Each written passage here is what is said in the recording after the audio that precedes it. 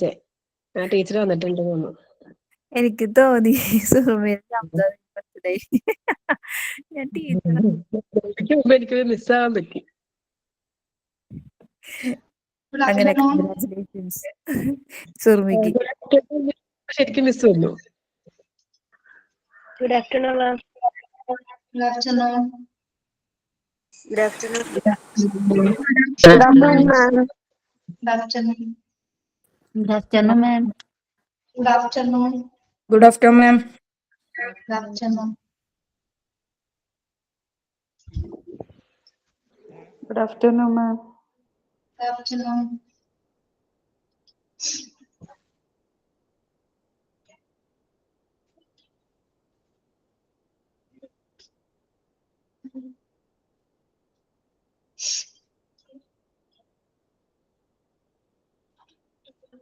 Prayer ആരാണ്?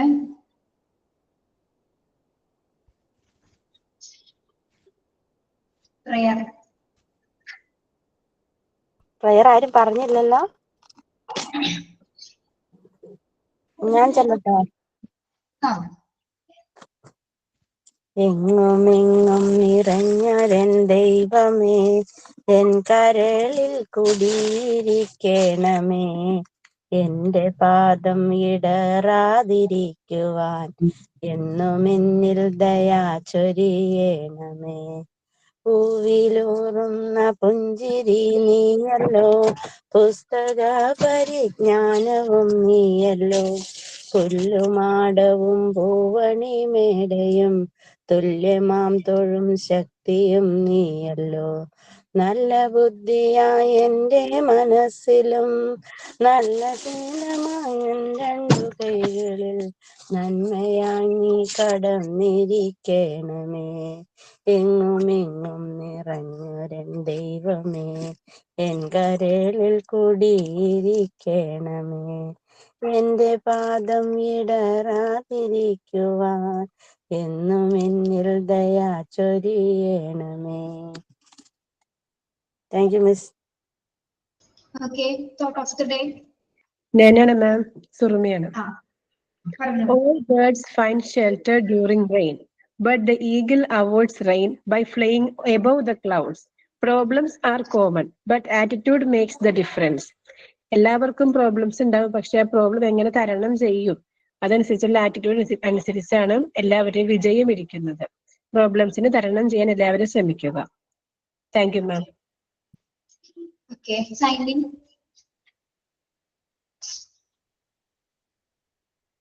Sign in ആരാണ്? Sign in ഞാൻ ചെയ്യാം. ഹലോ മാം, ചെയ്തോളൂ. ഒരു short സ്റ്റോറിയാണേ. Neem and the bamboo. Neem was a big and strong tree. Bamboo was a thin and feeble. With a mild breeze, it could get destroyed.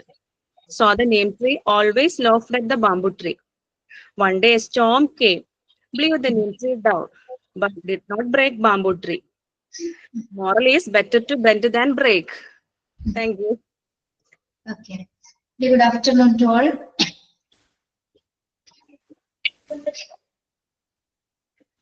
കേൾക്കാൻ പറ്റുന്നുണ്ടോ? ആ മിസ്സേ, കേൾക്കുന്നുണ്ട്. ഓക്കെ. പോരാട്ടങ്ങൾ അവസാനിക്കുന്നില്ല, ഗർജനങ്ങൾ നിലയ്ക്കുന്നില്ല, കരുത്തുറ്റ ജനതയിലൂടെ അവ തുടരുക തന്നെ ചെയ്യും. ഇതാരുടെ വാക്കുകളാണ്? DS അച്യുതാനന്ദൻ. Very good. എന്താണ് അദ്ദേഹത്തെ പറ്റി പറയാനുള്ളത് നിങ്ങൾക്ക്? ആദ്യമായിട്ട് നമുക്കൊരു ആദരാഞ്ജലി അദ്ദേഹത്തിന് അർപ്പിക്കാം അല്ലെ? 14 നമുക്കൊരു ആദരാഞ്ജലിയില് അദ്ദേഹത്തെ അനുസ്മരിക്കുകയാണ്. ഓക്കെ, എന്താണ് പറയാനുള്ളത്? ഇഷ്ടമാണോ VS-നെ? വളരെ ഇഷ്ടമാണ്. പിണറായി വിജയനേക്കാൾ ഇഷ്ടമായിരുന്നു VS അച്യുതാനന്ദനെ. അതെ, എല്ലാവർക്കും അങ്ങനെയാണ് അല്ലെ? ഒരാളിയായ ഒരു നേതാവ്. പ്രായം എത്ര പ്രായമായെങ്കിലും മരണത്തോടും അദ്ദേഹം കമ്മ്യൂണിസ്റ്റ് ആയിട്ടാണ് മരിച്ചത്. നമ്മള് ഒരു ഇടക്ക് കാലഘട്ടം എടുത്ത് നോക്കുകയാണെങ്കിൽ നമ്മളൊക്കെ ചിന്തിപ്പിക്കുകയും ചെയ്ത ഒരു സമര നേതാവാണ് അദ്ദേഹം അല്ലെ? ഒരു സമയത്ത് നമ്മുടെ കോമഡി പ്രോഗ്രാംസിലൊക്കെ ഇദ്ദേഹത്തെ പറ്റിയുള്ള കോമഡീസ് ആയിരുന്നു. VS അച്യുതാനന്ദൻ എല്ലാവരും ഉണ്ടായിരുന്നു, പക്ഷെ അദ്ദേഹത്തിന് അഭിനയിച്ചിരുന്ന ആളും അനുകരിച്ചിരുന്ന ഒരു ആർട്ടിസ്റ്റ് വരെ വളരെ ഭംഗിയായിട്ടാണ് അവതരിപ്പിച്ചിരുന്നത്. പക്ഷെ നമുക്ക് ആ ശബ്ദമാണ് അല്ലെ, അദ്ദേഹത്തിന്റെ ശബ്ദവും ആ ശൈലിയാണ് നമ്മളെ ഏറ്റവും കൂടുതൽ എല്ലാവരും ഇഷ്ടപ്പെടുന്നത്. പ്രത്യേകമായ ഒരു സംസാര രീതിയാണ് അദ്ദേഹത്തിന്. അതെ അതെ, ഞാൻ പറയുകയാണെങ്കിൽ എന്ന് പറഞ്ഞ അങ്ങനെ ഒരു അതെ, പറയുകയാണെങ്കിൽ അതെ, ആ ഒരു ശബ്ദം ഇല്ല നമുക്ക്. ഒരു കാലത്ത് മൊത്തം ആളെ കുറിച്ചുള്ള മോണാക്റ്റുകളായിരുന്നു ഉണ്ടായിരുന്നത്. ഉമ്മൻചാണ്ടി, അതെ VS, അതെ അങ്ങനെ കുറച്ചു പേരെ മൊത്തത്തിൽ അതായിരുന്നു ഒരു കാലത്ത് സ്കൂളിൽ പഠിക്കുന്ന സമയത്ത് ഞങ്ങളൊക്കെ ചെയ്ത കാര്യങ്ങൾ അതൊക്കെ. അതെ അതെ, ശരിയാണ്. എങ്കിലും നിങ്ങൾക്ക് ഓർത്തെടുക്കാൻ പറ്റുന്ന എന്തെങ്കിലും ഉണ്ടോ അദ്ദേഹത്തെ പറ്റി പറയാൻ? മുല്ലപ്പെരിയാർ ഡാമിന്റെ വിഷയമൊക്കെ അദ്ദേഹം മുഖ്യമന്ത്രി സമയത്താണ് കൂടുതൽ വന്നതൊക്കെ. അതെ, ശരിയാണ്. ഏത് സമയത്താണ് അദ്ദേഹം മുഖ്യമന്ത്രി ആയിരുന്നെന്ന് അറിയാമോ? ഇത് ഏത് ഇയർ ആണെന്ന്? 2008 2012 സമയത്തൊക്കെ അദ്ദേഹം അല്ലായിരുന്നോ? അതെ, 2012 വരെ അദ്ദേഹം ആയിരുന്നു. ഓക്കെ, അപ്പം കമ്മ്യൂണിസത്തിന് മാത്രമല്ല കേരളത്തിന് തന്നെ ഒരു നല്ലൊരു സമര നേതാവിനെയാണ് നഷ്ടപ്പെട്ടത്. ഓക്കെ, മറ്റൊരാളും ഇങ്ങനെ മരിച്ചിട്ട് അത്ര ഒരു ഇത് KR മരിച്ച സമയത്ത് ഒരു ബുദ്ധിമുട്ടുണ്ടായിരുന്നു. EK നായനാർ മരിച്ച സമയത്ത് അദ്ദേഹം നമ്മളെ ഇഷ്ടപ്പെടുന്ന ഒരു ആളായിരുന്നു അല്ലെ. പക്ഷെ അത് കഴിഞ്ഞതിന് ശേഷം ഉമ്മൻചാണ്ടി മരിച്ചപ്പോൾ ഇത്ര ഒരു ബുദ്ധിമുട്ടുണ്ടായിരുന്നു. പക്ഷെ ഇതൊരു ഓർക്കുമ്പോൾ ഒരു ബുദ്ധിമുട്ടാണ് അദ്ദേഹത്തെ കുറിച്ച്. കാരണം എല്ലാവരും നർമ്മരസത്തിൽ ചിരിപ്പിച്ചിരുന്ന ആളായതുകൊണ്ടായിരിക്കാം ജനങ്ങളുടെ മനസ്സിൽ ഇത്രത്തോളം അദ്ദേഹം ആഴ്ന്നിറങ്ങിയത്. നമ്മളിനി വരുന്ന തലമുറയ്ക്ക് പഠിക്കാനുള്ള ഒരുപാട് കാര്യങ്ങൾ അദ്ദേഹം ചെയ്തു വെച്ചിട്ടുണ്ട്. അദ്ദേഹത്തിന്റെ സംസാര രീതിയിലായാലും അദ്ദേഹത്തിന്റെ കോട്സ് ആയാലും ഈ പൊളിറ്റിക്കൽ ഫീൽഡ് ഇഷ്ടപ്പെടുന്ന കുട്ടികൾക്ക് അത് ഒരു ഭയങ്കര പ്രചോദനമായിരിക്കും. ഓക്കെ, നമ്മുടെ 3 ദിവസം നമുക്ക് ദുഃഖാചരണമാണ്. ഇവിടെ എന്തുകൊണ്ടാണ് ക്ലാസ് വെച്ചതെന്ന് സംസാരിക്കില്ല. നിങ്ങൾക്ക് ആരും സംശയം ഉണ്ടായോ? ഡൗട്ട് ഉണ്ടായിരുന്നു, ക്ലാസ് ഉണ്ടാവോ ഇല്ലെന്ന് ഡൗട്ട് ഉണ്ടായിരുന്നു. ഇവർക്കൊക്കെ നോക്കണ്ടേ മെസ്സേജ് ഉണ്ടോന്ന്. പക്ഷെ പല പബ്ലിക് ഓൺലൈൻ സ്ഥാപനങ്ങളും പ്രവർത്തിക്കുന്നുണ്ട്. ഓൺലൈൻ ആയതുകൊണ്ട് നമുക്ക് കുറെ ക്ലാസ്സുകളിൽ അല്ലാതെ മുടക്കൊക്കെ വരുന്നുണ്ടല്ലോ, അതുകൊണ്ടായിരിക്കാം എന്ന് വിചാരിക്കുന്നു. ഓക്കെ, ഇത്രയും പേരുള്ളോ ക്ലാസ്സിൽ ഇന്ന്? ഇത്രയും പേരൊക്കെ ഉണ്ടാവാറുള്ളോ? മിക്ക ദിവസം ഇത്രയൊക്കെയാണ്. പിന്നെ ചിലപ്പോഴൊക്കെയാണ് ഒരു 50-51 പോവാറുണ്ട്. പിന്നെ അവധിയെന്ന് ചോദിച്ചാൽ പലരും കയറാത്തതായിരിക്കും. ഇൻഫർമേഷൻ തന്നില്ലേ? ക്ലാസ് എന്തൊക്കെ പറഞ്ഞിരുന്നില്ലേ?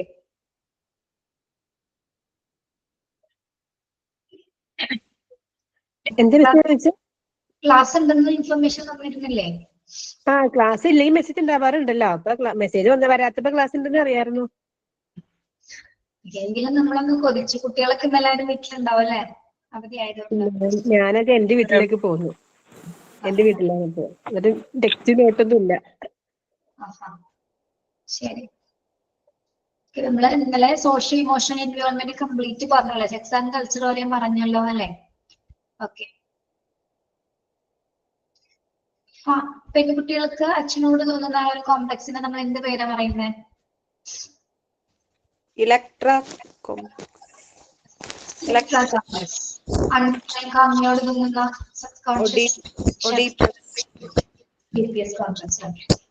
ഓർത്ത് വയ്ക്കണം കേട്ടോ. അടുത്തത് ഇന്റലക്ച്വൽ എൻവയോൺമെന്റ് ആണ്. ഒരു കുട്ടികളുടെ വളർച്ചയുടെയും വികാസത്തെയും സ്വാധീനിക്കുന്നതിന് ഇന്റലക്ച്വൽ ആയിട്ടുള്ള ഒരു ചുറ്റുപാട് എങ്ങനെയായിരിക്കും, എങ്ങനെ ഹെൽപ്പ് ചെയ്യുന്നുണ്ട്, എന്തൊക്കെ കാര്യങ്ങളാണ് അതിൽ വരുന്നത് നോക്കാം. ഫസ്റ്റ് വൺ, ഇന്റലക്ച്വൽ എൻവയോൺമെന്റ് എന്ന് പറയുമ്പോൾ എന്താണ്? ഇന്റലക്ച്വലി എന്ന് പറയുമ്പോൾ എന്തുമായി ബന്ധപ്പെട്ടാണ്? ബുദ്ധിപരമായിട്ടുള്ള ഒരു വികാസം ഏറ്റവും ഇമ്പോർട്ടന്റ് ആണ് അല്ലെ. മറ്റെന്തിനേക്കാളും ഏറ്റവും ഇമ്പോർട്ടന്റ് ആണ് നമുക്ക് ഇന്റലക്ച്വൽ ആയിട്ടുള്ള ഡെവലപ്മെന്റ്സ് ലോകത്ത് ഉണ്ടാവുന്ന പറയുന്നത്. First one, opportunity to explore and experiment, arouse interestingness to ask questions, then encouragement by giving positive feedback, providing a variety of activities, namely reading, storytelling, drawing, playing music, dancing, and dramatizing. First one, opportunity to explore and experiment. നമ്മൾ എന്തിനുള്ള അവസരങ്ങളാണ് കുട്ടികൾക്ക് കൊടുക്കേണ്ടത്? പര്യവേഷണം ചെയ്യുന്നതിനും പരീക്ഷിക്കുന്നതിനുള്ള അവസരം, explore ചെയ്യാനും experiment ചെയ്യാനായിട്ട് അവരെ അനുവദിക്കുക. അതായത് ഇപ്പൊ നമ്മൾ പറയാറില്ല, ഇപ്പൊ നമ്മുടെ ശാസ്ത്രജ്ഞന്മാരൊക്കെ ചെറുപ്പത്തിലുള്ള എന്തെങ്കിലുമൊക്കെ പല കാരണങ്ങൾ, അവർക്ക് അതിനുള്ള അവസരങ്ങൾ കിട്ടിയത് കൊണ്ടാണ് അവരിലെ പലതരത്തിൽ ഇന്റലക്ച്വലി ഡെവലപ്മെന്റ്സ് സംഭവിച്ചത്. അതായത് നമ്മൾ അവരുടെ കാര്യങ്ങൾ ചെയ്യുന്ന സമയത്ത് അതിന് പോയി ബ്രേക്ക് ചെയ്യിപ്പിക്കരുത് ഒരിക്കലും. അത് അപകടകരമായിട്ടുള്ള കാര്യങ്ങളാണെങ്കിൽ പറഞ്ഞു കൊടുക്കുക, മനസ്സിലാക്കുക, ആ സ്ഥലത്ത് നിന്ന് മാറ്റാം. അല്ലാത്ത പക്ഷം എന്തെങ്കിലും കുട്ടികൾ എക്സ്പ്ലോർ ചെയ്യുകയാണ്, പുതിയതായിട്ട് എന്തെങ്കിലും ഒരു കാര്യങ്ങള് അവർ സ്വമേധയാ കണ്ടെത്തുകയാണെങ്കിൽ നമ്മൾ എന്താ ചെയ്യേണ്ടത്? അതൊരിക്കലും നമ്മൾ അവിടെ ബ്രേക്ക് ചെയ്യരുത്. അവർക്ക് അതിനുള്ള അവസരങ്ങൾ കൂടുതൽ കൊടുക്കുകയാണ് ചെയ്യേണ്ടത്. അതാണ് നമുക്കൊന്നും അറിയാൻ പറ്റും. നമ്മുടെ കുട്ടിക്ക് ഒരു ടേസ്റ്റ് ഉണ്ടെങ്കിൽ അല്ലെങ്കിൽ അവൻ എന്തിനോടാണ് ഏറ്റവും കൂടുതൽ താല്പര്യം കാണിക്കുന്നത് നമുക്ക് അറിയാൻ പറ്റും. ഓക്കെ, അപ്പൊ ആ ഫീൽഡിലേക്കായിരിക്കും ചിലപ്പോൾ കുഞ്ഞ് ഡെവലപ്പ് ചെയ്ത് വരുന്നത്. അപ്പൊ അങ്ങനത്തെ അവസരങ്ങൾ കൊടുക്കുക. മാക്സിമം പാരന്റ്സിനാണ് അത് കൊടുക്കാൻ സാധിക്കുന്നത്. പേജ് നമ്പർ ഒന്ന് പറഞ്ഞു കൊടുത്തേ. 38 ഓക്കെ, യെസ്. ഇപ്പൊ ഇന്റലക്ച്വൽ എൻവയോൺമെന്റ് ഒരുക്കുക എന്ന് പറയുന്നത് അവർക്ക് ഫസ്റ്റ് വൺ നമ്മൾ എന്താ കൊടുക്കേണ്ടത്? Opportunity to explore and experiment. അവർക്ക് പര്യവേഷണം ചെയ്യുന്നതിനും പരീക്ഷിക്കുന്നതിനുമുള്ള ഒരു സിറ്റുവേഷൻസ് നമ്മൾ പ്രൊവൈഡ് ചെയ്യുക, അതിനുള്ള അവസരങ്ങൾ ഉണ്ടാക്കി കൊടുക്കേണ്ടത് പാരന്റ്സ് ആണ്. Okay, yes. നമ്മള് ചിലപ്പോ ഒരു വാക്ക് പറയാറില്ല, മുളയിലെ നുള്ളിക്കളയാന്നൊക്കെ പറയുന്നത്. ചിലപ്പോ അവൻ എന്തെങ്കിലും കാര്യങ്ങൾ കണ്ടെത്തുമായിരിക്കാം, പക്ഷെ നമ്മളത് അതിന്റെ അപകട സാധ്യത മനസ്സിലാക്കിക്കൊണ്ടല്ലോ. ചില പാരന്റ്സ് എന്താണ്, ചില കാര്യങ്ങളൊന്നും കുട്ടികളെ ചെയ്യിപ്പിക്കില്ല, പക്ഷെ അവരത് ചെയ്ത് പഠിക്കട്ടെ എന്നാണ്. നമ്മള് കുട്ടികൾ മുറ്റത്തിറങ്ങുന്ന സമയത്ത് നിങ്ങൾ ചെരുപ്പിടിക്കാതെ ഇറക്കാറുണ്ടോ? ചപ്പൽ ഇടിപ്പിക്കാതെ കുട്ടികളെ ഇറക്കാറുണ്ടോ? നമ്മൾ മാക്സിമം പറയുന്നത് ചെരുപ്പിടാൻ. അവർ ചിലപ്പോ അവർക്ക് ഇഷ്ടമുള്ള സമയമാണെങ്കിൽ ഇട്ട് പോകും, ഇല്ലെങ്കിൽ ഇടില്ല. ഇല്ല, പക്ഷെ നമ്മൾ കണ്ടെത്തിയാൽ നമ്മൾ കണ്ടുകഴിഞ്ഞാൽ നമ്മൾ അപ്പൊ തന്നെ എന്തെങ്കിലും ചെരുപ്പിടിപ്പിക്കും, മണ്ണിന് നടത്തിക്കില്ല അല്ലെ? നമ്മൾ അങ്ങനെ ചെയ്യാറുണ്ട്. കാരണം എന്തെങ്കിലും ആയിക്കോട്ടെ, എന്തെങ്കിലും ആകും, കായലിലാകും, അല്ലെങ്കിൽ കായൽ എന്തെങ്കിലും കുത്തിക്കയറും എന്നൊക്കെ പറഞ്ഞ് നമ്മൾ എന്തെങ്കിലുമൊക്കെ കൊടുക്കുന്ന ന്യായം പറഞ്ഞ കൊച്ചിനകത്ത് കയറ്റും, അല്ലെങ്കിൽ ചെരുപ്പിടിപ്പിച്ച് നടത്തും. പക്ഷെ കുട്ടികൾ കുറച്ച് മണ്ണിലൊക്കെ നടക്കട്ടെ, അവര് മണ്ണ് ആസ്വദിക്കട്ടെ. മണ്ണിൽ നടന്നെന്ന് പറയുന്നൊന്നും സംഭവിക്കാനില്ല. അപ്പം കുട്ടികൾക്ക് നടക്കാനുള്ള അവസരം നിങ്ങൾ ഉണ്ടാക്കി കൊടുക്കണം. മണ്ണ് വൃത്തിയായിട്ട് എടുക്കുക, നന്നായിട്ട് കുറ്റമൊക്കെ അടിച്ച് നല്ല ഭംഗിയായിട്ട് എടുക്കുകയാണെങ്കിൽ അവിടെ വേറെ വ്യക്തികളൊന്നും വരാനില്ല അല്ലെ? കുട്ടികൾ മണ്ണിലേക്ക് ഇറങ്ങിയിട്ട് ഇഷ്ടമുള്ളത് എടുക്കട്ടെ, കല്ലെടുക്കട്ടെ, പൂ പൊട്ടിക്കട്ടെ, മരങ്ങൾ എന്തെങ്കിലും കൊമ്പൊടിക്കട്ടെ, എന്ത് വേണമെങ്കിലും അവർ ചെയ്തിട്ടുണ്ട്. നമ്മൾ അതിനൊന്നും തടസ്സം നിൽക്കണ്ട. അവര് ഒരു പീരീഡിൽ മാത്രം ഇതൊക്കെ ചെയ്യുള്ളൂ. അത് കഴിഞ്ഞ കുഞ്ഞുങ്ങൾ അതൊന്നും ചെയ്യില്ല. അവരപ്പോ അത് എക്സ്പ്ലോർ ചെയ്തോട്ടെ. നമ്മളൊരിക്കലും അതിലൊരു തടസ്സമാവരുത്. നമ്മുടെ കുട്ടികളുടെ തടസ്സം എന്ന് പറയുന്നത് നമ്മുടെ പാരന്റ്സ് തന്നെയാണ്. കുറെ കാര്യങ്ങളൊക്കെ നമ്മൾ തടഞ്ഞു വെക്കുന്നതുകൊണ്ടാണ് അവരിൽ പല ഡെവലപ്മെന്റ്സ് ഉണ്ടാവുന്നത്. ഓക്കെ, അപ്പൊ അത് കണ്ടറിഞ്ഞ് ചെയ്തു കൊടുക്കേണ്ടത് നമ്മൾ തന്നെയാണ് കേട്ടോ. എങ്കിൽ അവർക്ക് ഇന്റലക്ച്വൽ ആയിട്ടുള്ള വികാസങ്ങൾ സംഭവിക്കുള്ളൂ. പലതും അവരെ തൊട്ട് കണ്ണു ഫീൽ ചെയ്ത് കറിയട്ടെ. അല്ലാത്ത പക്ഷെ കുഞ്ഞുങ്ങൾ എപ്പോഴും നമ്മൾ ഈ മുറിയിൽ ഇരുത്തി TV വെച്ച് കൊടുത്ത് അല്ലെങ്കിൽ ഫോൺ വെച്ച് കൊടുത്ത് അല്ലെങ്കിൽ ആ ഒരു ലോകത്തേക്ക് കൊണ്ടുപോകുന്ന നല്ലത്. കുട്ടികൾ എന്താണ്, പുറത്തേക്ക് ഇറങ്ങി ആ ലോകം ഒന്ന് കാണട്ടെ, അതിനുള്ള അവസരം നിങ്ങൾ കൊടുക്കുക. നമ്മൾ ഇടയ്ക്കൊക്കെ പറയില്ല, ഒരു ട്രിപ്പ് പോണതിന്റെ മെയിൻ ഉദ്ദേശം എന്ന് പറയുന്നത്, ഇതിൽ പല ഉദ്ദേശങ്ങളുണ്ട്.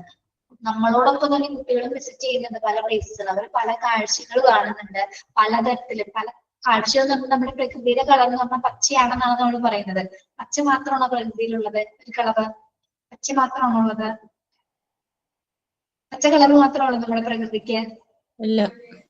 നല്ല കളർ ഉണ്ട് അല്ലെ? 7 വർണ്ണങ്ങളും പ്രകൃതിക്ക് ഉള്ളതാണ്. 7 വർണ്ണവും പ്രകൃതിയിൽ സ്വന്തമാണ്. 7 വർണ്ണങ്ങൾ കുട്ടികൾ കാണട്ടെ. മഞ്ഞും മഴയും, മഴയ്ക്ക് വെയിലൊക്കെ കൊണ്ട് തന്നെ വളരട്ടെ.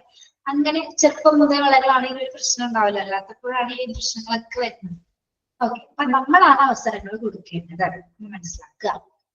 Then arouse inquisitiveness to ask questions. Second point എന്താണ്? arouse inquisitiveness to ask questions. എന്താ പറയുന്നത്? കുട്ടികൾ എന്ന് പറയുന്നത് എപ്പോഴും എന്താണ്, എപ്പോഴും ഒരു സംശയമാണ് അല്ലെ? എന്ത് കാര്യം കണ്ടാലും അമ്മ എന്താ അത്, എന്താ ഇങ്ങനെ, അതെന്താ അങ്ങനെ, അതെന്തിനാ അങ്ങനെ വന്നത്, ഇതെന്താ ഇങ്ങനെ പോയത്, അത് അങ്ങനെ ചെയ്യാമായിരുന്നില്ല, ഇങ്ങനെയൊക്കെ ചോദിക്കും അല്ലെ? അവരെപ്പോഴും ഇങ്ങനെ ക്വസ്റ്റ്യൻസ് ചോദിക്കും. ഒരുപാട് സംശയങ്ങളാണ് അവർക്ക്. എന്തുകൊണ്ടാണ് അവർക്ക് ഇങ്ങനെ സംശയം വരുന്നത്? അവരൊന്നും കണ്ടെത്തിക്കൊണ്ടിരിക്കുകയാണ് അല്ലെ? അതൊക്കെ ഒബ്സർവ് ചെയ്തിട്ട് അവരെ ചില കുട്ടികൾ ചോദിക്കാതെ തന്നെ മനസ്സിലാക്കുന്നവരുണ്ട്. അത് IQ ലെവലൊക്കെ കുറച്ച് കൂടിയുള്ള കുട്ടികളാണെന്നുള്ളത് ഒബ്സർവേഷനിലൂടെ എല്ലാം ക്യാച്ച് ചെയ്യും. പക്ഷെ ചില കുഞ്ഞുങ്ങൾ എന്താണ്, ചോദിക്കും. എന്തുകൊണ്ടാണ് ചോദ്യം ചോദിക്കാനുള്ള ജിജ്ഞാസ നമ്മൾ ഉണ്ടാക്കിയെടുക്കണം. അവര് ചോദിക്കുമ്പോൾ മിണ്ടാതിരിക്കുമെന്ന് പറഞ്ഞാൽ അവര് പിന്നെ ആ വശത്തേക്ക് വരില്ല. പിന്നെ കുട്ടികൾക്കൊന്നും അറിയാൻ പറ്റില്ല, നമ്മളാണ് പറഞ്ഞു കൊടുക്കുന്നത്. അപ്പൊ അപ്പൊ ക്വസ്റ്റ്യൻസ് ചോദിച്ചു വരുന്ന സമയത്ത് അറിയാമെങ്കിൽ അറിയാവുന്ന ഉത്തരങ്ങൾ പറഞ്ഞു കൊടുക്കുക. ഒരിക്കലും നമ്മൾ കുട്ടികൾക്ക് തെറ്റ് പറഞ്ഞു കൊടുക്കരുത്. നമുക്കറിയില്ലെങ്കിൽ ഒന്ന് അറിയാവുന്നവരോടെങ്കിലും ചോദിച്ചിട്ടെങ്കിലും പറഞ്ഞു കൊടുക്കുക. അല്ലെങ്കിൽ കുഞ്ഞിന് മനസ്സിലാവുന്ന രീതിയിൽ നിങ്ങൾക്ക് പറഞ്ഞു കൊടുക്കാനായിട്ട് സാധിക്കും. നിങ്ങളെല്ലാം അതിന് ഏബിൾ ആണ്. നിങ്ങൾക്ക് എല്ലാ കാര്യങ്ങളും കുട്ടി ചോദിച്ചാൽ പറയാനുള്ള ഉത്തരങ്ങളെല്ലാം അമ്മമാരുടെ കയ്യിലുണ്ട് അല്ലെ. എട്ടാമത്തെ ഉത്തരങ്ങളാണെങ്കിൽ നമ്മൾ എങ്ങനെയൊക്കെ പറയും. ഓക്കെ പെട്ടെന്ന്. അപ്പൊ ക്വസ്റ്റ്യൻ ചോദിക്കാനുള്ള ഒരു പ്രവണത ഉള്ള ഒരു മെന്റാലിറ്റി ആണ് ആർക്കുള്ളത്? കുട്ടികൾക്കുള്ളത്. അപ്പൊ അവർ ഏതെങ്കിലും ചോദ്യങ്ങളായിട്ട് നമ്മളോട് മുന്നിലേക്ക് വരുമ്പോൾ ആ ഒരു ജിജ്ഞാസയെ നമ്മൾ ഒരിക്കലും തളർത്തി കളയരുത്. അവരത് ചോദിച്ചോട്ടെ. അവര് സംശയം തീരുന്നത് അവര് രാത്രി കിടക്കുന്നത് വരെ ചിലപ്പോൾ സംശയങ്ങളായിരിക്കും അല്ലെ. നിങ്ങൾക്ക് അറിയാൻ പറ്റുള്ളൂ. നിങ്ങളോട് ഓരോന്നും ചോദിക്കാറില്ല അവര്. എന്താണ് ഇങ്ങനെ, അതെന്താ ഇങ്ങനെ, അതൊക്കെ അങ്ങനെയായ പല സംശയങ്ങളാണ്. വ്യത്യസ്തമായ സംശയങ്ങളൊക്കെ നമ്മൾ ഉത്തരം പറയേണ്ടി വരും അല്ലെ. പുറത്തേക്കൊക്കെ പോയാലും വീട്ടിലിരുന്നാലും ഇതേ സംശയങ്ങളാണ് നമുക്ക്. ചോദിക്കാറുണ്ടോ കുട്ടികൾ? സംശയം ചോദിക്കുന്നില്ലെങ്കിൽ എന്താ പ്രശ്നമുണ്ട് കേട്ടോ. സംശയം ചോദിക്കാറുണ്ടോ? ചോദിക്കാറുണ്ട് മാഡം. പറഞ്ഞു കൊടുക്കാറുണ്ട്. എന്നിട്ട് ചോദിക്കുന്ന ചോദ്യങ്ങൾ ഇങ്ങനെയാണ്: എന്തുകൊണ്ടാ വീട് അവിടെ വെച്ചത്? ചോദിക്കാറുണ്ട്. എന്തിനാ പൂ അവിടെ വെച്ചത്? എന്തിനാ പൂ അവിടെ ഉണ്ടായത്? ഇതിനൊക്കെ എന്താ ആൻസർ പറഞ്ഞു കൊടുക്കുക? അതെങ്ങനെ ഉണ്ടായി എന്നൊക്കെ ചോദിക്കല്ലേ. കുട്ടികൾ അങ്ങനെ ചോദിച്ചു വരും നമ്മളോട്. സ്കൂൾ എന്തിനാ അവിടെ വെച്ചത്? സ്കൂൾ എങ്ങനെ ഉണ്ടായത്? എങ്ങനെയൊക്കെ ചോദിക്കുക. അതെ. ഇന്നലെ ഒരു കുട്ടിയുടെ വീഡിയോ കണ്ടതാണേ. ആ കുട്ടിക്ക് കുഞ്ഞു കുട്ടിയാണ്, പെൺകുട്ടിയാണ്. അമ്മയോട് പറയാം, അമ്മ പ്രഗ്നന്റ് വുമൺ ആണ്, 8 മാസമായിട്ട് ഇരിക്കുക. അമ്മയോട് പറയാണ്, അമ്മ എനിക്ക് പ്രസവിക്കണം. അമ്മ പ്രസവിക്കുന്ന സമയത്ത് എന്റെ വയറ്റിൽ നിന്ന് വാവ വരണമെന്ന്. അപ്പൊ അമ്മ എന്ത് ചെയ്തു? നമുക്ക് ചെയ്യാനൊന്നുമില്ല വീഡിയോയിൽ. അമ്മ എന്ത് ചെയ്ത് വയറ്റിൽ നിന്ന് വാവ വരണമെന്ന് പറഞ്ഞപ്പോ വാവൻ എടുത്ത് ഡ്രസ്സിന്റെ ഉള്ളിൽ വെച്ചിട്ട് അതേ പാവത്തിൽ എടുത്ത് വെച്ചിട്ട് അവിടെ പോയി കിടന്നോളാൻ പറഞ്ഞു. കിടന്നിട്ട് കുഞ്ഞ് എന്തൊക്കെയോ കാണിച്ചു. കുഞ്ഞ് ചിലപ്പോൾ വീഡിയോ കണ്ടിട്ടുണ്ടാവും, എന്തെങ്കിലുമൊക്കെ വീഡിയോസ് കണ്ടിട്ടുണ്ടോ, വേദന എടുക്കുന്ന പോലെ കുഞ്ഞ് കരയാണ്. അമ്മ എനിക്ക് വേദന എടുക്കുന്നു കുഞ്ഞ് കരഞ്ഞിട്ട് കുറച്ച് കഴിഞ്ഞപ്പോ അമ്മ ഡോക്ടറായിട്ട് അഭിനയിക്കുകയാണ് കേട്ടോ. അമ്മ മുഖത്തൊക്കെ തട്ടിയിട്ട് പേടിക്കണ്ടാവും, ഇപ്പൊ തന്നെ വാവ വരോട്ടാന്ന് പറഞ്ഞു ഡ്രസ്സ് പൊക്കി കൊച്ചിനെ പുറത്തേക്ക് എടുത്തെടുത്തു. അപ്പൊ പ്രസവം ഒന്ന് കഴിഞ്ഞു. ഒരു വീഡിയോ ഉണ്ടത് ഇപ്പൊ ഇൻസ്റ്റാഗ്രാമിലൊക്കെ നന്നായിട്ട് പോകുന്നുണ്ട് കുട്ടികളുടെ വീഡിയോ. കുഞ്ഞുങ്ങൾക്ക് അതാണ് ഭയങ്കര സംശയമാണ്. പരീക്ഷ ആരാണ് ഉണ്ടാക്കിയെന്ന് സംശയം. അത് വല്ലാത്തൊരു സംശയം ഇപ്പോഴല്ലോ. ഇത് ഞാൻ ആദ്യമായിട്ട് കണ്ടു കുട്ടി പ്രസവിക്കണമെന്നൊരു കൊച്ചു ആവശ്യപ്പെട്ടിട്ട് അമ്മ ഇങ്ങനെ ചെയ്തു കൊടുക്കുന്നത്. കുട്ടികൾക്ക് സംശയം ഉണ്ടാവില്ല എങ്ങനെ ഉണ്ടാക്കുന്ന ഈ ഒരു പ്രോസസ്സ്, വാവ എങ്ങനെ വയറ്റിൽ വരുന്നു എന്നൊക്കെ അവര് ഭയങ്കര സംശയമായിരിക്കും. ഇപ്പോഴത്തെ കുട്ടികൾക്ക് പറഞ്ഞാൽ കുറച്ചും കൂടി അവരെല്ലാ വീഡിയോസും കാണാൻ നമ്മൾ കുറച്ചും കൂടി അഡ്വാൻസ്ഡ് ആയിട്ടുള്ള ചോദ്യങ്ങളായിരിക്കും. നിങ്ങളതൊക്കെ പ്രതീക്ഷിച്ചിരുന്നോ? ഓക്കെ. അപ്പൊ ക്വസ്റ്റ്യൻസ് ചോദിക്കുകയാണെങ്കിൽ അവരൊരിക്കലും നമ്മളെ നിരുത്സാഹപ്പെടുത്തരുത്. അവർക്ക് അതിനുള്ള അവസരങ്ങൾ കൊടുക്കുക. ചോദ്യം ചോദിച്ചോട്ടെ കുട്ടി. ഓക്കെ. ഇന്റലക്ച്വൽ ഡെവലപ്മെന്റ്സ് നടക്കുന്നത് കൊണ്ടാണ് കുഞ്ഞ് അത്തരം ചോദ്യങ്ങളിലേക്ക് ഏർപ്പെടുന്നതെന്ന് നമുക്ക് മനസ്സിലാക്കുക. Encouragement by giving positive feedback. Encouragement by giving positive feedback. എന്താണ് എൻകറേജ്മെന്റ്? ധൈര്യം കൊടുക്കുക.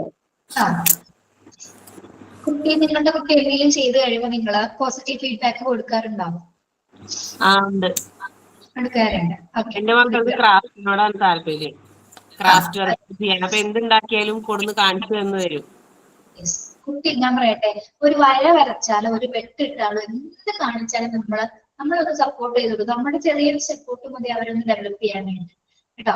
അപ്പൊ അവര് നല്ലൊരു പോസിറ്റീവ് ഫീഡ്ബാക്ക്, എത്ര പൊട്ട പിച്ചതായിക്കോട്ടെ അല്ലെങ്കിൽ എന്തോ ആയിക്കോട്ടെ, നമ്മുടെ കുട്ടിയല്ലേ വരച്ചതല്ലേ, എന്തോ ആയിക്കോട്ടെ, അല്ലെങ്കിൽ നമ്മളത് ഹെൽപ്പ് ചെയ്യാൻ വരും. ചില കുട്ടികൾ ചൂലൊക്കെ എടുത്ത് അല്ലെങ്കിൽ ഗ്ലാസ് ഒക്കെ എടുത്ത് വയ്ക്കാനായിട്ടൊക്കെ വരുമ്പോ അവരത് ചെയ്തോട്ടെ. ചെയ്തെടുക്കുമ്പോ ഒന്ന് ഗുഡ് ബോയ്, ഗുഡ് ഗേൾ എന്നൊരു കോംപ്ലിമെന്റ് കൊടുത്തു കഴിഞ്ഞാൽ എന്താണ്, കുട്ടികൾക്ക് വളരെ സന്തോഷമാണ്.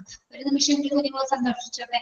അപ്പൊ പോസിറ്റീവ് ഫീഡ്ബാക്ക് കൊടുക്കാനായിട്ട് പാരന്റ്സ് എപ്പോഴും വില്ലിംഗ് ആയിരുന്നു. ഓക്കെ. അപ്പൊ ശരിക്കും പറഞ്ഞാൽ എൻകറേജ്മെന്റ് കൊടുക്കണം. കുട്ടിക്ക് അത് വീണ്ടും ചെയ്യാനുള്ള ഒരു പ്രവണത നമ്മളെന്താ പറയുക, സപ്പോർട്ട് ചെയ്യാണ് ശരിക്കും പറഞ്ഞത്.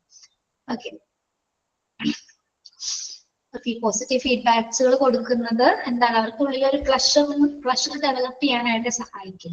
പിന്നീട് അത് ആ ഒരു ആക്ടിവിറ്റി ചെയ്യാനായിട്ട് കുട്ടി പിന്നീട് എന്താണ് അതിലേക്ക് വരും. അല്ലെങ്കിൽ നമ്മൾ പോസിറ്റീവ് ഫീഡ്ബാക്ക് കൊടുത്തില്ലെങ്കിൽ എന്താണ്, കുട്ടിക്ക് ഫീഡ്ബാക്സ് എന്താണ് അല്ലെങ്കിൽ എന്താണ് എൻകറേജ്മെന്റ് എന്നത് ഇതുപോലും അറിയാത്ത ഒരു സിറ്റുവേഷൻസിലേക്ക് കുഞ്ഞു പോകും. എന്ത് കാണിച്ചാലും അമ്മയും അച്ഛനും ഒന്നും പറയുന്നില്ല. എന്താ, കുട്ടിയൊന്നും മനസ്സിലാക്കില്ല. അവരുടേതായ രീതിയിൽ മാത്രമേ കുഞ്ഞു പോകുള്ളൂ. Okay. Then providing a variety of activities, namely reading, storytelling, drawing, playing music, dancing, and dramatizing.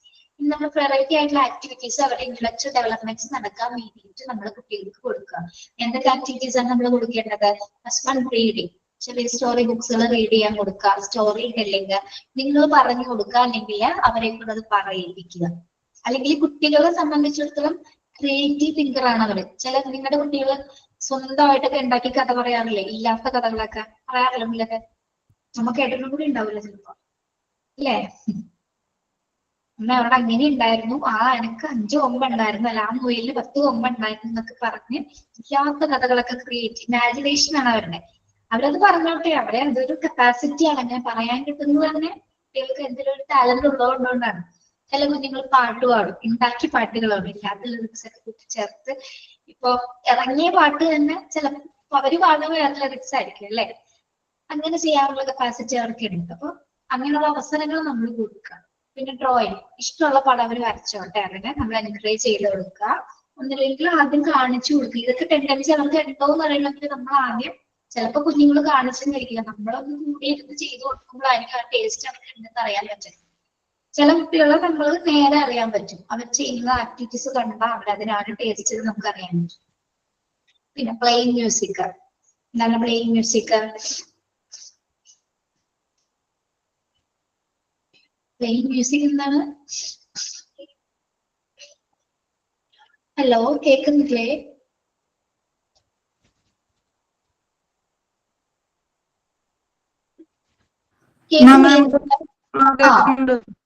ഉണ്ടാതിരിക്കരുത് കേട്ടാ. ഇനി പാട്ട് ഇഷ്ടമുള്ള കുട്ടികളുണ്ടാവും, പാട്ട് കേൾക്കാനും പാടാനും ഇഷ്ടമുള്ള കുട്ടികളുണ്ടാവും. പാട്ട് പഠിപ്പിച്ചു കൊടുക്കുക, അല്ലെങ്കിൽ പഠിക്കാൻ പോകാൻ ഇഷ്ടമുള്ളവർ തന്നെയാണെങ്കിൽ അവർ പാട്ട് പഠിപ്പിക്കാനായിട്ട് ചേർക്കുക. അത് നിങ്ങളുടെ ഇഷ്ടം. നിങ്ങൾക്ക് ടേസ്റ്റ് ഉണ്ടോ അല്ലെങ്കിൽ നിങ്ങളത് കണ്ടെത്തിയിട്ടുണ്ടെങ്കിൽ പിന്നെ അതിനെ കൂടുതൽ ഇൻവോൾവ് ചെയ്യിപ്പിക്കാം. പിന്നെ ഡാൻസിങ് ആൻഡ് ഡ്രാമറ്റൈസിങ്, ഡാൻസ് ചെയ്യാൻ അല്ലെങ്കിൽ ഡ്രാമ ചെയ്യാൻ ഇഷ്ടമുള്ള കുഞ്ഞുങ്ങളുണ്ടാവും. ചില കുട്ടികൾ നന്നായിട്ട് അഭിനയിക്കില്ല, പരസ്യങ്ങളൊക്കെ കണ്ടിട്ട് അതേപോലെ അഭിനയിക്കുന്ന കുട്ടികളുണ്ട്. അത് നോക്കി കുറെ നേരം ഒബ്സർവ് ചെയ്യും. നമ്മൾ ടി വി ഒക്കെ കാണുന്ന സമയത്ത് കുട്ടികൾ അത് നോക്കി നിൽക്കുന്നുണ്ടാവും, പക്ഷെ കുറച്ച് ദിവസം കഴിയുമ്പോൾ അത് തന്നെ അവർ പറയും, അല്ലെങ്കിൽ അത് അതിനെ ആക്ട് ചെയ്യും. ഇതൊക്കെ ഒബ്സർവേഷനിലൂടെ കുട്ടികളുടെ ഇന്റലക്ച്വൽ കപ്പാസിറ്റി അനുസരിച്ച് ക്യാപ്ചർ ചെയ്യുന്നതാണ്. ചില അഡ്വർടൈസ്മെന്റ് കുട്ടികളെ സ്വാധീനിക്കാറുണ്ട്, ചില പരസ്യങ്ങള് നമ്മളത് വളരെ ശ്രദ്ധിക്കാറില്ല, പക്ഷെ കുട്ടികൾക്ക് അത് വളരെ ഇഷ്ടമില്ല. ചിലപ്പോൾ അതിലുണ്ടാവുന്ന മ്യൂസിക് ആയിരിക്കും, അല്ലെങ്കിൽ അതിൽ ആ ഒരു ആങ്കർ അഭിനയിക്കുന്ന രീതിയിലുള്ള എന്തെങ്കിലും കുട്ടി കണ്ടിട്ട് അതേപോലെ തന്നെ കുഞ്ഞുങ്ങൾ ചെയ്യാറുണ്ട്. ഓറിയോ ബിസ്ക്കറ്റിന്റെ പരസ്യത്തില് കുട്ടികളെ ഡഗ് ചെയ്യില്, പാലില് കുക്കി കഴിക്കാനായിട്ട് പപ്പ പറഞ്ഞു കൊടുക്കുന്ന പരസ്യം കണ്ടിട്ടുണ്ടാവും. ഉണ്ടാതിരിക്കണം എല്ലാവരും അവിടെ. കണ്ടൻസ് ഉണ്ട് കേട്ടോ. കുഞ്ഞ് അത് ഒബ്സർവ് ചെയ്തിട്ട് ചിലപ്പോൾ നമ്മളോട് മുന്നിലൊന്ന് കാണിക്കണം, പരസ്യം കണ്ടിട്ടില്ലെങ്കിൽ കൊച്ചിന്റെ കാര്യം പോക്കാണ്. പരസ്യം കണ്ടിട്ട് കുട്ടി ഒബ്സർവ് ചെയ്തിട്ടാണ് കുഞ്ഞ് അങ്ങനെ കാണിക്കുന്നത്, അല്ലെങ്കിൽ മുതിർന്നവരെ കണ്ടിട്ടായിരിക്കും അവര് അതേപോലെ അനുകരിക്കുന്നത്, അഭിനയിക്കുന്നത്. അപ്പൊ അഭിനയ പാഠമൊക്കെ കുഞ്ഞുങ്ങളുടെ ചെറുപ്പം മുതലാണ് നമ്മൾ മനസ്സിലാക്കുന്നത്. ഇത്തരത്തിൽ ഇങ്ങനെ പരസ്യങ്ങളൊക്കെ കണ്ട് കുട്ടികൾ അതേപോലെ ഇമിറ്റേറ്റ് ചെയ്യാനായിട്ടാണ്.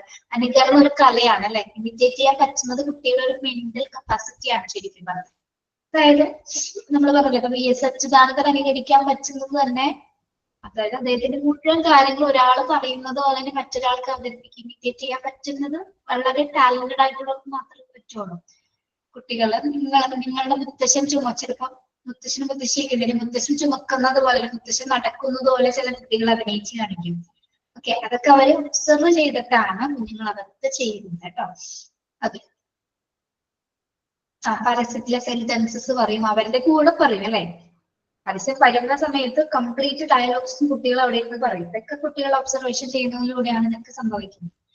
ഓക്കെ, അപ്പൊ ഇന്റലക്ച്വൽ എൻവയോൺമെന്റുമായി ബന്ധപ്പെട്ട കാര്യങ്ങളാണ് നമ്മൾ പറഞ്ഞത്. ഒരു കുട്ടിയുടെ വളർച്ചയുടെ വികാസത്തിന് സഹായിക്കുന്നതിൽ ഇന്റലക്ച്വൽ എൻവയോൺമെന്റ്, ഭൗതിക പരിസ്ഥിതി അവനെ അല്ലെങ്കിൽ വൈജ്ഞാനിക പരിസ്ഥിതി അവനെ സഹായിക്കുന്നുണ്ട്. ഒന്ന് എങ്ങനെയാണ്? Opportunity to explore and experience, അവർക്ക് പര്യവേഷണം ചെയ്യുന്നതിന് പരീക്ഷിക്കാൻ അവസരം കൊടുക്കുന്നത് വഴി. പിന്നെ എന്താണ്? ക്വസ്റ്റ്യൻസുകൾ ചോദിക്കുന്ന സമയത്ത്, സംശയങ്ങൾ ചോദിക്കുന്ന സമയത്ത് നമ്മൾ സംശയങ്ങൾ ചോദിക്കാനുള്ള അവസരം കുട്ടികൾക്ക് കൊടുക്കുക. ജിജ്ഞാസ ഉണർത്തുന്ന തരത്തിലുള്ള ക്വസ്റ്റ്യൻസുകൾ കുഞ്ഞുങ്ങൾ ചോദിക്കും, അതിനുള്ള ഉത്തരങ്ങൾ പറയാനും അവരെ കൊണ്ട് ആ ചോദ്യങ്ങൾ ചോദിക്കാനുള്ള സിറ്റുവേഷൻസിലേക്ക് നിങ്ങൾ കൊണ്ടുവരിക. പിന്നെ എന്താണ്? പോസിറ്റീവ് ഫീഡ്ബാക്സ് കൊടുത്തുകൊണ്ട് അവരെ എൻകറേജ് ചെയ്യുക. ദെൻ വെറൈറ്റീസ് ആക്ടിവിറ്റീസ് കൊടുത്തുകൊണ്ട് കുട്ടികളെ കൂടുതൽ അവരുടെ ഇന്റലക്ച്വൽ ഡെവലപ്മെന്റ്സിന് കൂടുതൽ നമ്മൾ സപ്പോർട്ട് കൊടുക്കുകയാണ് വേണ്ടത്. ഓക്കെ, അപ്പൊ നമ്മളിപ്പോ പറഞ്ഞതെല്ലാം ഫാക്ടേഴ്സ് ആണ്, പോസ്റ്റ് നാച്ചുറൽ ഫാക്ടേഴ്സ്, അതായത് പ്രസവത്തിന് ശേഷം ആഫ്റ്റർ ഡെലിവറിക്ക് ശേഷം കുട്ടിയിൽ ഉണ്ടാകുന്ന വളർച്ച വികാസത്തെ സ്വാധീനിക്കുന്ന ഘടകങ്ങളാണ് നമ്മൾ പറഞ്ഞത്. ഈ പേരുകളൊക്കെ ഒന്ന് നോട്ട് ചെയ്ത് പഠിക്കണം കേട്ടോ. ഫിസിക്കൽ എൻവയോൺമെന്റൽ ഫാക്ടേഴ്സിൽ ഏതൊക്കെ വരുന്നതെന്ന് ചോദിക്കുമ്പോൾ ഓപ്ഷൻസ് ചിലപ്പോൾ 4 തരും, 3 തന്നിട്ട് ചിലപ്പോൾ ഓൾ ഓഫ് ദി എബോവ് ആയിരിക്കും ആൻസർ. ഓക്കെ, എന്തായാലും സോഷ്യോ ഇമോഷണൽ എൻവയോൺമെന്റിൽ ഏതൊക്കെ വരുന്നത്, അപ്പൊ ഹെഡ് പോയിന്റ്സിന്റെ ഉള്ളിൽ വരുന്നതും കൂടി നിങ്ങൾ പേരുകൾ ഓർത്ത് വെച്ച് പഠിക്കും കേട്ടോ. ഓക്കെ, ഇവിടെ വരെ മനസ്സിലായ കാര്യങ്ങള്? Okay. Montessori acknowledges the passive nature of the child. They go through a period of absorption from the environment, and so she gives more importance to the prepared environment. At the same time, she recognizes the strong active nature of the child, allowing children the freedom to choose their own activities voluntarily. Montessori അഭിപ്രായപ്പെടുന്നത്, Montessori എന്താണ്, കുട്ടികളുടെ നിഷ്ക്രിയ സ്വഭാവത്തെ അംഗീകരിക്കുന്നു. Passive nature, കുട്ടികളുടെ passive nature എന്ന് പറഞ്ഞാൽ എന്താണ്? നിഷ്ക്രിയ സ്വഭാവം എന്ന് പറയുന്നത് ഒളിഞ്ഞിരിക്കുന്ന കഴിവ്. ഒളിഞ്ഞിരിക്കുന്ന കഴിവുകളാണ്. അതായത് കുട്ടികള് ഏറ്റവും കൂടുതൽ അവർ പഠിക്കുന്നത് എൻവയോൺമെന്റിൽ നിന്ന്, അല്ലെ? പരിസ്ഥിതിയിൽ നിന്ന് കുട്ടികൾ കുറെ കാര്യങ്ങൾ അബ്സർവ് ചെയ്യും. ഇതിപ്പോ ഒരു പൂവായാൽ കൂടി, ഒരു ചെടി ആയാൽ കൂടി, അല്ലെങ്കിൽ മനുഷ്യനായാൽ കൂടി എന്താണ്, കുഞ്ഞുങ്ങൾ ഒരു ഉറുമ്പ് നടന്നു പോകുന്ന പോലും എന്താണ് കുട്ടികൾ ഒബ്സർവ് ചെയ്യും. ചിലപ്പോ വേണമെങ്കിൽ അത് കടിക്കുമെന്ന് പോലും അറിയാതെ കുഞ്ഞെന്താണ് ആ ഉറുമ്പിനെ വേണമെങ്കിൽ കയ്യിൽ പിടിക്കും, അല്ലെ?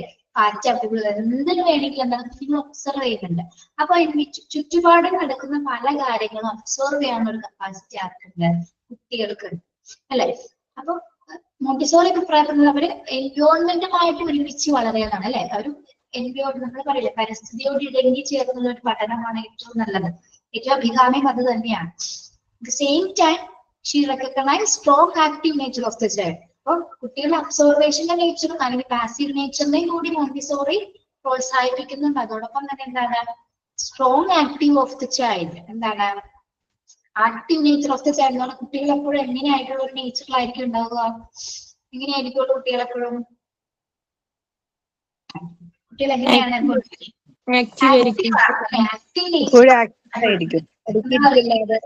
ഒരു വാക്ക് നമ്മൾ പറയാറുണ്ട് എപ്പോഴും.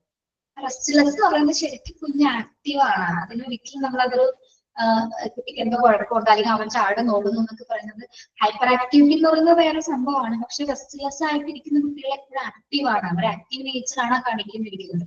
പിന്നെ എന്താണ്, മാക്സിമം നമ്മൾ allowing children the freedom to choose their own activities voluntarily. നമ്മൾ അത് ചെയ്യടാ ഇത് ചെയ്യടാന്ന് നമ്മൾ പറയുന്നതിനും വേണ്ട, അവർക്ക് നമ്മളൊരു ഫ്രീഡം കൊടുക്കും. കുട്ടികൾ അവർക്ക് ഇഷ്ടമുള്ള കാര്യങ്ങൾ ചൂസ് ചെയ്യട്ടെ, അല്ലെ? ആ ഒരു ഫ്രീഡം ആണ് നമ്മൾ കൊടുക്കേണ്ടത്. അതായത് അവരുടെ ആക്ടിവിറ്റീസ് അവർ ഇഷ്ടമുള്ള പോലെ ചെയ്യട്ടെ. അങ്ങനെ കൊടുക്കുമ്പോൾ നമ്മളൊരു ആക്ടിവിറ്റീസ് കൊടുക്കണ്ട എന്നല്ല പറയുന്നത്, അവർക്കൊരു ഫ്രീഡം ഉണ്ടാകണം. തിരഞ്ഞെടുക്കുന്നതിലും കുട്ടികൾക്ക് അവരുടെ ഫ്രീഡം നമ്മൾ കൊടുക്കേണ്ടത് അത്യാവശ്യമാണ്. അതായത് അവരുടെ സ്വമേധയുള്ള പ്രവർത്തനങ്ങൾ അവർക്ക് ഇഷ്ടമുള്ള പോലെ അവർ ചെയ്തോട്ടെ. ഓക്കെ, അപ്പൊ അങ്ങനെ സ്വമേധയാ ചെയ്യുമ്പോൾ മാത്രമേ കുട്ടികൾ എന്താണ് അവരുടെ കാര്യങ്ങൾ അല്ലെങ്കിൽ അവരുടെ ഡെവലപ്മെന്റ്സ് അത് കൃത്യമായ രീതിയിൽ നടക്കുള്ളൂ. അല്ലാതെ ഒരാള് പറഞ്ഞേൽപ്പിക്കുന്ന കാര്യങ്ങളിൽ എന്താണ് അത് അതേപടി കോപ്പി എന്ന് നമുക്ക് വേണമെങ്കിൽ പറയും. അങ്ങനെയല്ല, കുട്ടികൾ അവരുടെ ഇഷ്ടത്തോടെ ഫ്രീഡം വളരെ സ്വാതന്ത്ര്യപൂർണ്ണമായിട്ടാണ് ജീവിക്കട്ടെ.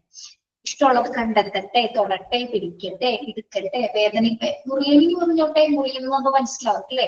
കുട്ടികള് മെഴുതിരി കാണുന്ന സമയത്ത് മെഴുതിരി കത്തിച്ചു വെച്ചിരിക്കുകയാണ്. കുഞ്ഞ് മെഴുകുതിരിയിൽ പോയി തൊട്ട് നോക്കും, അല്ലെ? തൊട്ട് നോക്കുമ്പോഴാണ് കുട്ടിക്ക് റിയാക്ഷൻ സംഭവിക്കുന്നത്. നമ്മളത് അടുത്ത ചാപ്റ്ററിലൊക്കെ പഠിക്കും കേട്ടോ. കുട്ടി എന്താണ് ആ റിയാക്ഷൻ മനസ്സിലായി, കുട്ടിക്ക് അത് ഫീൽ ചെയ്തു, അല്ലെ? പൊള്ളിയെന്ന് മനസ്സിലായപ്പോ കുട്ടി എന്ത് ചെയ്തു? കൈ അവിടെ തന്നെ വെച്ചോ? പൊള്ളിയപ്പോ കഴിച്ചു, അല്ലെ? അവിടെ ഒരു റിയാക്ഷൻ ഫോർമേഷൻ നടന്നിട്ടുണ്ട്, ഒരു റിഫ്ലക്ഷൻ. നമ്മുടെ ബോഡിയെ എന്തെങ്കിലും നമുക്ക് ഫീൽ ചെയ്തതിനു ശേഷം മാത്രം നമ്മുടെ ബോഡി തിരിച്ചെടുക്കുന്നു. അങ്ങനെ പല ദോശ ചൂടുമ്പോ എപ്പോഴും വരും, അവനിക്കും കല്ലിന്റെ മുകളിൽ ആ മാവ് ഒഴിക്കണം. ഒരു ദിവസം ഒഴിച്ചിട്ട് കൊണ്ടുപോകുമ്പോ ചെറുതായിട്ട് കൈ അവിടെ തട്ടി, പിന്നെ വന്നിട്ടില്ല. മനസ്സിലായിട്ടുള്ളതെന്ന്, അല്ലെ? ഓക്കെ, അപ്പൊ അവര് കണ്ടും കേട്ടും പഠിക്കട്ടെ എന്ന് പറയുന്നത് അതാണ്, അല്ലെ? അത് തന്നെയല്ലേ നല്ലത്. അവർക്ക് അറിയട്ടെ, പൊള്ളവെന്ന് മനസ്സിലാവട്ടെ, അങ്ങനെ തന്നെ പഠിക്കുന്ന കുട്ടികൾ. ഓക്കെ, യെസ്, അവിടെ മോണ്ടിസോറിയുടെ ചെറിയൊരു അഭിപ്രായം അവിടെ സൂചിപ്പിച്ചെന്നേ ഉള്ളൂ കേട്ടോ, വേറെ ഒന്നുമില്ല അവിടെ. പറയാനായിട്ട്. ഇനി നമ്മൾ നോക്കുന്നത്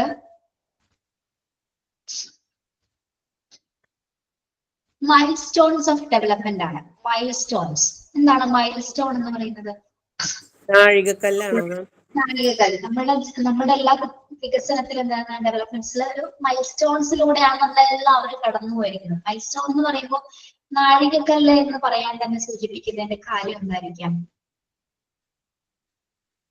അത് സ്റ്റെപ്പ് ബൈ സ്റ്റെപ്പ് ആയിട്ട് നടക്കുന്നത് ഒരു വലിയ കാര്യമായതുകൊണ്ടാണ് അതിനെ അങ്ങനെ സൂചിപ്പിക്കുന്നത്. ഇമ്പോർട്ടന്റ് പ്രോസസ്സുകളാണ് അല്ലെ? അതുകൊണ്ട് തന്നെയാണ് അവിടെ വികസനത്തിന്റെ നാഴികക്കല്ലുകൾ എന്ന രീതിയിൽ അവിടെ സൂചിപ്പിച്ചിരിക്കുന്നത്. അപ്പൊ ഇവിടെ ഒരു കുട്ടിയുടെ വളർച്ചയെ കുറിച്ചിട്ടുള്ള ചെറിയൊരു ബ്രീഫ് ആയിട്ടുള്ള മൈൽ സ്റ്റോൺ ഘട്ടങ്ങളാണ് ഇവിടെ കൊടുത്തിരിക്കുന്നത്. ഫസ്റ്റ് വൺ എന്താണ്? Period of ovum. എന്താണ് പീരീഡ് ഓഫ് ഓവം? അണ്ടത്തിന്റെ കാലയളവ് അല്ലെ? അണ്ടത്തിന്റെ കാലയളവ് എന്ന് പറഞ്ഞാൽ ഏത് പീരീഡ് ആണ്? Conception to end the second week. Conception period എന്ന് പറഞ്ഞാൽ എന്താണ്? കൺസെപ്ഷൻ പീരീഡ് എന്താണ്?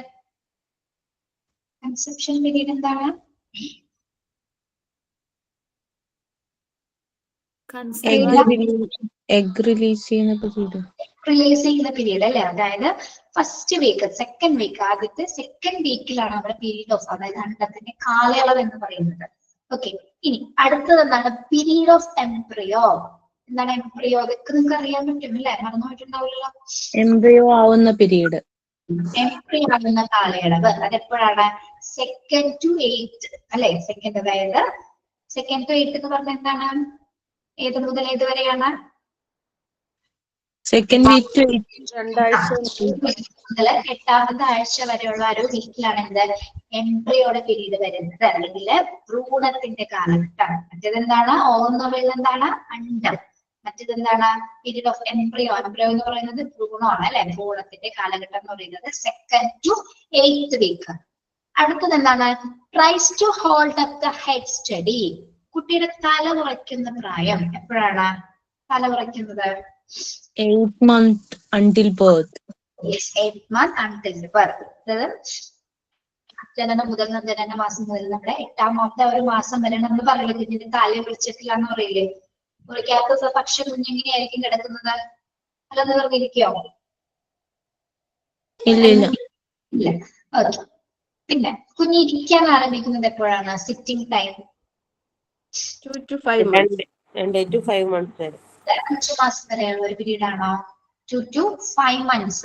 5 monthസിലാവുമ്പോഴേക്കാണ് കുഞ്ഞൊന്ന് ഇരുന്ന് തുടങ്ങുന്നത് അല്ലെ? ജസ്റ്റ് ഒന്ന് ഇരുന്ന് തുടങ്ങുന്നതൊക്കെ ആ ഒരു പീരീഡാണ്. ക്രൗളിംഗ്. ക്രൗളിംഗ് എന്താണ്? ക്രൗളിംഗ് ഇടയ്ക്കുന്നത് എപ്പോഴാണ്? 5 to 8 months. 5 മാസം മുതൽ 8 മാസം വരെയുള്ള ഒരു കാലയളവിലാണ് ഇടയ്ക്കുന്നത്. അപ്പോൾ നിങ്ങൾ നോക്കൂ, ഇതിനെയല്ലേ നമ്മൾ നാഴികക്കല്ലെന്ന് പറയേണ്ടത് ശരിക്കും അല്ല? ഒരു ലൈഫിന്റെ ഒരാളുടെ ജീവിതത്തിലെ ഏറ്റവും പ്രധാനപ്പെട്ട ഘട്ടങ്ങളാണ്. അതുകൊണ്ട് തന്നെ അവിടെ മൈൽ സ്റ്റോൺ എന്ന് നമ്മൾ സൂചിപ്പിച്ചിരിക്കുന്നു. ഇനി ഹെഡ് സ്റ്റഡി ഇല്ലേ? അത് 8 months until birth ആണോ? 8 weeks ആണോ അവിടെ? 8 months ആണ്. 8 മാസം ആകുമ്പോഴേക്കല്ലേ ശരിക്കും തലയ്ക്ക് നന്നായിട്ട് ഉറയ്ക്കുന്നത്, പൂർണ്ണ വളർച്ച എത്തുന്നത്? കാരണം 3 മാസം ആകുമ്പോൾ തലയൊക്കെ കൊച്ചി വയ്ക്കൂലോ? തല വെക്കാൻ പൂർണ്ണമായിട്ടുള്ള ഒരു വളർച്ച സ്റ്റഡി ആവുന്ന സമയം. ഇനി തല ഉയർത്തി പിടിക്കുന്ന ഒരു സമയം എന്ന് പറയുമ്പോൾ കംപ്ലീറ്റ് ഇതിന് വായന എന്ന് പറയുമ്പോൾ വെള്ളം കംപ്ലീറ്റ് പോയി കഴിഞ്ഞാൽ മാത്രം നമ്മൾ തല ഉറയ്ക്കാന്ന് പറയാറുണ്ട്. ഏകദേശം 8 മാസം കഴിയുമ്പോൾ ആയിരിക്കില്ലേ കറക്റ്റ് ആയിട്ട് ഉണ്ടാവുന്നത്? ശ്രദ്ധിച്ചിട്ടില്ല? ഓരോ കുട്ടികൾക്ക് ഉണ്ടാവും കേട്ടോ. എല്ലാവരും ഒരേപോലെ ആയിരിക്കില്ല, ചിലരുടെ വ്യത്യാസം ഉണ്ടാവും. ചിലര് ചിലപ്പോ നേരത്തെ വേഗം നടന്നതായിട്ട് കാണുന്നുണ്ട്. ചില കുട്ടികൾ ചില കുട്ടികള് മനസ്സിലായ വളരെ 8 മാസം എന്നല്ല, ചിലപ്പോ 1 വയസ്സ് കഴിഞ്ഞാൽ അധികം മനസ്സിലാത്ത കുട്ടികളുണ്ട്. അങ്ങനത്തെ കാറ്റഗറീസ് ഉണ്ടാവാറുണ്ട്. ഓക്കെ. പിന്നെ സ്റ്റാൻഡിങ് വിത്ത് സപ്പോർട്ട്. വിത്ത് സപ്പോർട്ട് ആണ് കേട്ടോ. എപ്പോഴാണ് സ്റ്റാൻഡിങ് വിത്ത് സപ്പോർട്ട് ആവുന്നത്? 8 to 12 months വരെ. 8 തുടങ്ങി എന്നുള്ളൊരു വാർത്ത. 8ാമത്തെ മാസം കൂടി എനിക്ക് നിൽക്കുന്നു എന്നല്ലൊക്കെ നമ്മൾ പറയുന്നത്. 8ാം മാസം മുതൽ 12 മാസം ആകുമ്പോഴേക്കായിരിക്കും സ്റ്റാൻഡിങ് വിത്ത് സപ്പോർട്ടിൽ കുഞ്ഞ് നിൽക്കുന്നത്. പിന്നെ വാക്കിംഗ്. ഇനി നടന്നു തുടങ്ങുന്ന എപ്പോഴാണ്? ഇതിലെ പീരീഡ് നിങ്ങൾ correct yes, very good. Misriya പറഞ്ഞാൽ ശരിയാണ്. പ്രീമെച്ചർ ആയിട്ടുള്ള കുട്ടികളുണ്ടാവും, അവർക്ക് വളർച്ചയിൽ വ്യത്യാസങ്ങൾ വരും. നോർമലി കുട്ടികൾ വളരുന്ന പോലെ ആയിരിക്കും അവർക്ക് വളർച്ച ഉണ്ടാവും. ഇനി 11 to 14 months ആണ് இந்த കുഞ്ഞുങ്ങൾ നടക്കുന്നത്. Then standing with the support can climb stairs. എപ്പോഴാണ് standing with support and climb stairs? 13 to 15 months. 13 to 15 months വരെയുള്ള സമയത്ത്. Then ഓടുന്നതോ കുഞ്ഞുങ്ങളെ running 15 to 18 months. 15 to 18 months ആണ് കുഞ്ഞുങ്ങളെ ഓടാനൊക്കെ ആരംഭിക്കുന്നത്. ഓക്കെ, അപ്പോൾ these are the mile stones of development. ഒരു കുട്ടിയുടെ ജീവിതം എടുക്കുകയാണെങ്കിൽ അവന്റെ പ്രധാനപ്പെട്ട കാര്യങ്ങൾ മാത്രമാണ് നമ്മൾ കൊടുത്തിരിക്കുന്നത്. അതുകൊണ്ട് തന്നെയാണ് നമ്മൾ അതിനെ മൈൽ സ്റ്റോൺസ് ഓഫ് ഡെവലപ്മെന്റ് എന്ന് സൂചിപ്പിച്ചിരിക്കുന്നത്. ഓക്കെ, ചിലപ്പോൾ ക്വസ്റ്റ്യൻസ് ചോദിക്കുമ്പോൾ ക്രൗളിംഗ് പീരീഡ് എപ്പോഴാണ്, അല്ലെങ്കിൽ സ്റ്റാൻഡിനത്ത് സപ്പോർട്ട് ചെയ്യുന്നത് ഏത് മന്ത് ആണ്, അങ്ങനെയൊക്കെ ആയിരിക്കോട്ടെ ചിലപ്പോൾ ചോദ്യം വരുന്നത്. മനസ്സിലായില്ലേ? അപ്പൊ എന്താണ് നമുക്കറിയാൻ ആൻസർ? പിന്നെ വാക്ക് ചെയ്യുന്നത് കുഞ്ഞ് നടക്കുന്നത് എപ്പോഴാണെന്ന് ചോദിച്ചാൽ അറിയാലോ, 11 to 14 months ആണ്. ഇങ്ങനെയായിരിക്കും ഓപ്ഷൻസ് വരുന്നത് കേട്ടോ. ക്വസ്റ്റ്യൻസ് അങ്ങനെയായിരിക്കും വരുന്നത്. ക്ലിയർ ആണല്ലോ? ഇതില് ഒരു കാര്യം കൂടിയില്ലേ മാം, ഇതില് ഈ മന്ത്സ് എത്താതെ നമ്മൾ കുഞ്ഞുങ്ങളെ ആ കാര്യങ്ങൾ ചെയ്യാൻ നിർബന്ധിക്കൂടി ചെയ്യാൻ പാടില്ല അല്ലെ? 2 to 5 months നോർമലി നടക്കുന്ന കാര്യമാണ് അല്ലെ കുഞ്ഞുങ്ങള്. അതെ, നമ്മൾ നിർബന്ധിക്കേണ്ടി വരുന്ന സിറ്റുവേഷൻ എന്ന് പറഞ്ഞാൽ കുട്ടി അത് ചെയ്യാതിരിക്കുമ്പോഴാണ് അല്ലെ നമ്മൾ നിർബന്ധിക്കുന്നത്. അല്ലെങ്കിൽ നടക്കാതിരിക്കുമ്പോഴാണ് നമ്മൾ കുഞ്ഞിന്റെ മാക്സിമം. ചിലര് പറയും പല്ല് വന്നാൽ ചിലപ്പോൾ നടക്കാൻ വൈകും, അല്ലെങ്കിൽ പല്ല് വന്നില്ലെങ്കിൽ പെട്ടെന്ന് കുട്ടി നടക്കും എന്നൊക്കെ പറയും. ഇതിലെന്തെങ്കിലും സയന്റിഫിക് ആയിട്ട് നമുക്ക് അറിയില്ല, അതൊന്നും ആരും തെളിയിച്ചിട്ടൊന്നുമില്ല കേട്ടോ. ആരെങ്കിലും പറഞ്ഞു വെച്ചു, പിന്നെ ബാക്കിയുള്ളവർ ഫോളോ ചെയ്തു. അതിലൊന്നും വലിയ സയന്റിഫിക് ആയിട്ടുള്ള കാര്യങ്ങളൊന്നും ഇല്ല കേട്ടോ. പക്ഷെ 6 to 7 monthsലൊന്നും ഈ വാക്കറിൽ ഇരുത്താൻ പാടില്ല എന്ന് പറയുന്നത് അത് ഇപ്പൊ കാണുമ്പോ ശരിയാന്ന് തോന്നുന്നു. കാരണം 8 to 12 monthsലല്ലേ അവര് സ്റ്റാൻഡിങ് വിത്ത് സപ്പോർട്ട് തുടങ്ങുന്നുള്ളൂ. അപ്പൊ അതിന് മുന്നേ ഇരുത്തുന്നത് കാല് വളയും എന്നുള്ള രീതിയിൽ പറയുന്നത് അതുപോലെ നമ്മുടെ സ്പൈനൽ കോഡ്സിലൊക്കെ പ്രശ്നങ്ങൾ വരാനുള്ള സാധ്യതയുണ്ട്. കാല് മാത്രമല്ല, മൊത്തത്തിൽ ബോഡിയുടെ ഒരു കോർഡിനേഷൻ തെറ്റാനുള്ള സാധ്യതയുണ്ട്. അപ്പൊ അവർ അവരുടേതായ പ്രായത്തിൽ മാത്രം അവര് സ്വമേധയാ വരട്ടെ, നമ്മളായിട്ട് നിർബന്ധിച്ച് ചെയ്യരുത്. നിർബന്ധിച്ച് ചെയ്യുന്നത് ഇതേപോലെ കുഞ്ഞുങ്ങൾ ചെയ്യാതിരിക്കുമ്പോഴാണ്. അപ്പൊ എന്തെങ്കിലും പ്രോബ്ലംസ് ഉണ്ടാവാതിരിക്കും കുഞ്ഞിന്. അപ്പോഴാണ് നമ്മൾ പ്രത്യേകിച്ച് ശ്രദ്ധിക്കുന്നത്. ഈ ചെറിയ നമ്മൾ പറഞ്ഞില്ലേ റിട്ടാർഡ് ആയിട്ടുള്ള ഡെവലപ്മെന്റിൽ നമ്മള് കുഞ്ഞ് ചെയ്യേണ്ട സമയത്ത് കാര്യങ്ങൾ ചെയ്യണില്ലെങ്കിലാണ് കുട്ടികൾക്ക് എന്തെങ്കിലും പ്രശ്നമുണ്ടെന്ന് നമ്മൾ അറിയുന്നത്. പക്ഷെ അത് നമുക്ക് ഉറപ്പിച്ച് പറയാൻ പറ്റില്ല. ചില കുട്ടികളുടെ പീരീഡ് വ്യത്യാസമാണ്, വളർച്ച വ്യത്യാസം വരും, വികാസവും വ്യത്യാസം വരും. അപ്പൊ ചിലപ്പോൾ കുറച്ച് ഡിലേ ആയിട്ട് ചെയ്യുന്നവരായിരിക്കാം. ഞാൻ കുഞ്ഞിലെ പെട്ടെന്ന് സംസാരിച്ചിരുന്നു പറഞ്ഞു കേട്ടിട്ടുണ്ട്. പെട്ടെന്ന് സംസാരിച്ചിരുന്നു എന്ന് വെച്ചാൽ 1 വയസ്സാവുന്നതിന് മുമ്പ് തന്നെ ഫ്ലുവൻസി കൂടുതലായിരുന്നത്. ചിലവർക്ക് വ്യത്യാസം വരും. പക്ഷെ ചില കുട്ടികൾ 2 വയസ്സെത്തുന്ന സമയത്താണ് കുറച്ചുകൂടി ഫ്ലുവന്റ് ആയിട്ട് സംസാരിക്കുന്നത്. അതൊക്കെ ഓരോ കുട്ടികളുടെ വളർച്ചയിലെ അല്ലെങ്കിൽ പീരീഡ് ഡിപ്പെൻഡ് ചെയ്തിട്ടായിരിക്കും അതൊക്കെ വരുന്നത്. ഓരോരുത്തർ നമ്മൾ പറഞ്ഞില്ല, എല്ലാവരും ഇൻഡിവിജ്വലി ഡിഫറെന്റ് ആണ്, എല്ലാവരും വ്യത്യസ്തത ഉണ്ടായിരിക്കും. ഓക്കെ, എന്താ നല്ലതുപോലെ സംസാരിക്കുന്നത് എപ്പോഴായിരിക്കും? സംസാരിക്കുന്നത് ശരിക്കും 3 വയസ്സിൽ നന്നായിട്ട് ഫ്ലുവന്റ് സംസാരിക്കണം എന്നാണ് കുട്ടി.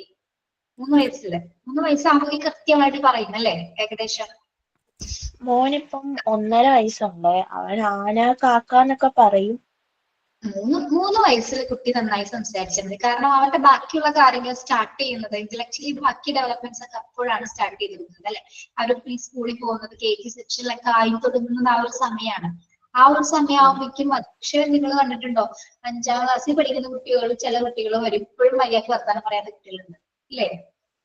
കൊഞ്ചിയൊക്കെ സംസാരിക്കുന്ന കുട്ടികളുണ്ട്. അതൊക്കെ അപ്പൊ അവർ 5ലെത്തിയപ്പോഴായിരിക്കും അത്രയെങ്കിലും സംസാരിച്ചിരിക്കുന്നത്. അപ്പൊ ഇതൊന്നും നമുക്ക് ഓരോ പേഴ്സൺസിന് ഡിപ്പെൻഡ് ചെയ്തിരിക്കും. ചിലവരുടെ ചിലപ്പോ ഒരു പാരമ്പര്യം ഉണ്ടാവും. ചിലവര് നമ്മുടെ മുത്തശ്ശി, നമ്മുടെ അച്ഛനമ്മമാരൊക്കെ പതുക്കെ ആയിരിക്കും നടന്നത്, അല്ലെങ്കിൽ പതുക്കെ ആയിരിക്കും സംസാരിച്ചത്. അപ്പൊ അതേ പാരമ്പര്യമാണ് നമുക്ക് കിട്ടുന്നെങ്കിൽ നമ്മൾ അങ്ങനെ തന്നെയായിരിക്കും കേട്ടോ. ഇനി നമുക്ക് ലൈഫ് കൊടുക്കാം. ഓക്കെ, ബാക്കി ഡെവലപ്മെന്റ്സും അത് കാര്യങ്ങളൊക്കെ അവിടെ കഴിഞ്ഞു. ഇനി നോക്കേണ്ടത് ലൈഫാണ്. നമ്മുടെയൊക്കെ ജീവിതം എങ്ങനെയാ തുടങ്ങിയത്? നമ്മളൊക്കെ എങ്ങനെ ഉണ്ടായി?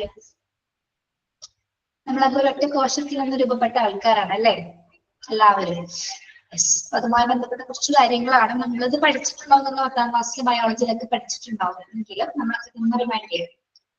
Life begins at conception when a sperm cell from the father fertilizes with an egg from the mother to form a single cell called zygote. ഒരു സെന്റൻസ് ആയിട്ട് പറഞ്ഞു പോവാം. ലൈഫ് നമ്മുടെ ബിഗിൻ ചെയ്യുന്നത് എങ്ങനെയാണ്? ഇനിയാണ് അമ്മയിൽ നിന്നുള്ള Conception of sperm cell from the father fertilizes. ചില സ്പെർമിൽ നിന്നും അമ്മയുടെ എഗ്ഗിൽ നിന്നും ഇത് രണ്ടും കൂടി ചേർന്നുകൊണ്ടാണ് ഒരു സിംഗിൾ സെൽ അല്ലെങ്കിൽ ഒരു ഏകകോശം രൂപപ്പെടുന്നത്. അതിനെ നമ്മൾ എന്ത് പറയുന്നു? സൈഗോട്ട്. സ്പേമും ഓവമും കൂടി ചേർന്നിട്ടാണ്, ചില സ്പേമും അമ്മയുടെ എഗ്ഗും കൂടി ചേർന്നാണ് എന്ത് രൂപപ്പെടുന്നത്?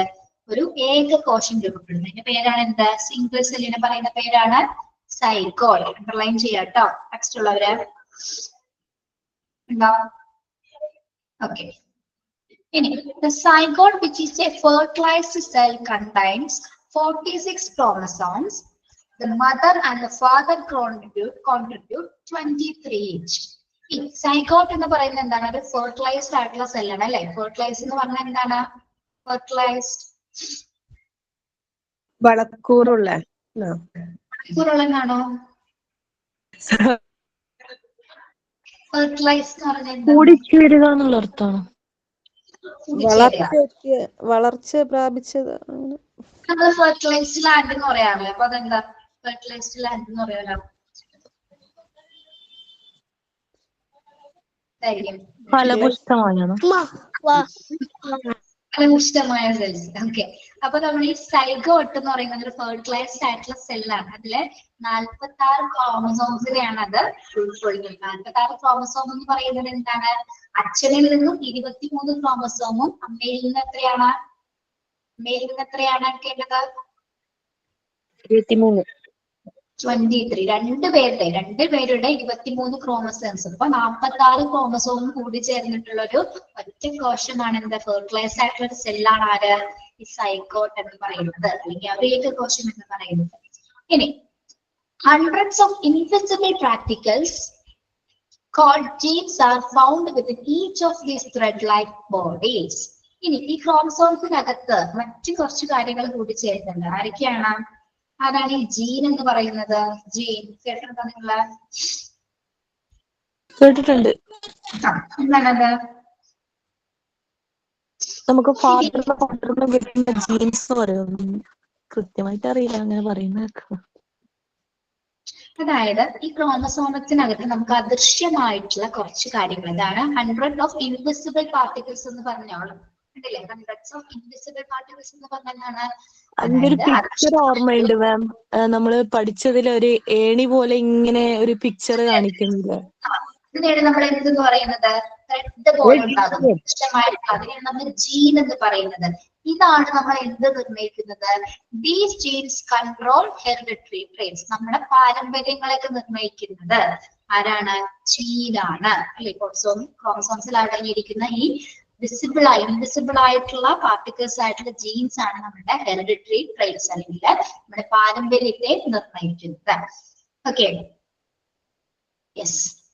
Mother contribute 23 X chromosome and father contributes either 23 chromosome or 22 X chromosomes. പറഞ്ഞുതരാം, പെട്ടെന്ന് പറഞ്ഞാൽ കിട്ടൂല അല്ലെ. നമ്മുടെ സ്ത്രീകൾക്ക് എത്ര ക്രോമസോംസ് ആണ് ഉള്ളതെന്ന് അറിയാമോ? നമ്മൾ പറഞ്ഞു 23 ആണെന്ന് പറഞ്ഞാൽ നമുക്ക് XX മാത്രമേ ഉള്ളൂ. പെൺകുട്ടികൾക്ക് എത്രയാണ്? XX ക്രോമസോം മാത്രമാണുള്ളത്. XY ആർക്കാണുള്ളത്? ആൺകുട്ടികൾ. ഫാദറിനാണ് അല്ലെ. അമ്മയ്ക്ക് XX മാത്രമേ ഉള്ളൂ. ആൺകുട്ടികൾക്കാണ് എന്ത്? ഫാദറിനാണ് XY ക്രോമസോം ഉള്ളത്. അപ്പൊ അമ്മ എത്ര കോൺട്രിബ്യൂട്ട് ചെയ്യുന്നുണ്ട്? Mother contribute 23 chromosome. അമ്മ 23 X ക്രോമസോം, 23 X ക്രോമസോംസിന് അമ്മ കൊടുക്കുകയാണ്. അപ്പൊ അച്ഛൻ എത്ര ക്രോമസോം കൊടുക്കും? Father contributes either 23 X. അച്ഛൻ്റെ ഒരു X കൂടി, അമ്മയുടെ 23 X ക്രോമസോമും അച്ഛന്റെ 23 X ക്രോമസോം കൂടി പിന്നെന്താണ്? 22 X chromosome, 1 Y chromosome. The XY chromosome determines the sex of the child. നിങ്ങൾ എത്ര മനസ്സിലാക്കി കഴിഞ്ഞാൽ ഒരു കൺഫ്യൂഷൻ വരണ്ട. അവിടെ എഴുതി വെച്ചോ. XX എന്ന് പറയുന്നത് സ്ത്രീകളാണ്. XX എന്ന് പറയുന്നത് സ്ത്രീകൾ.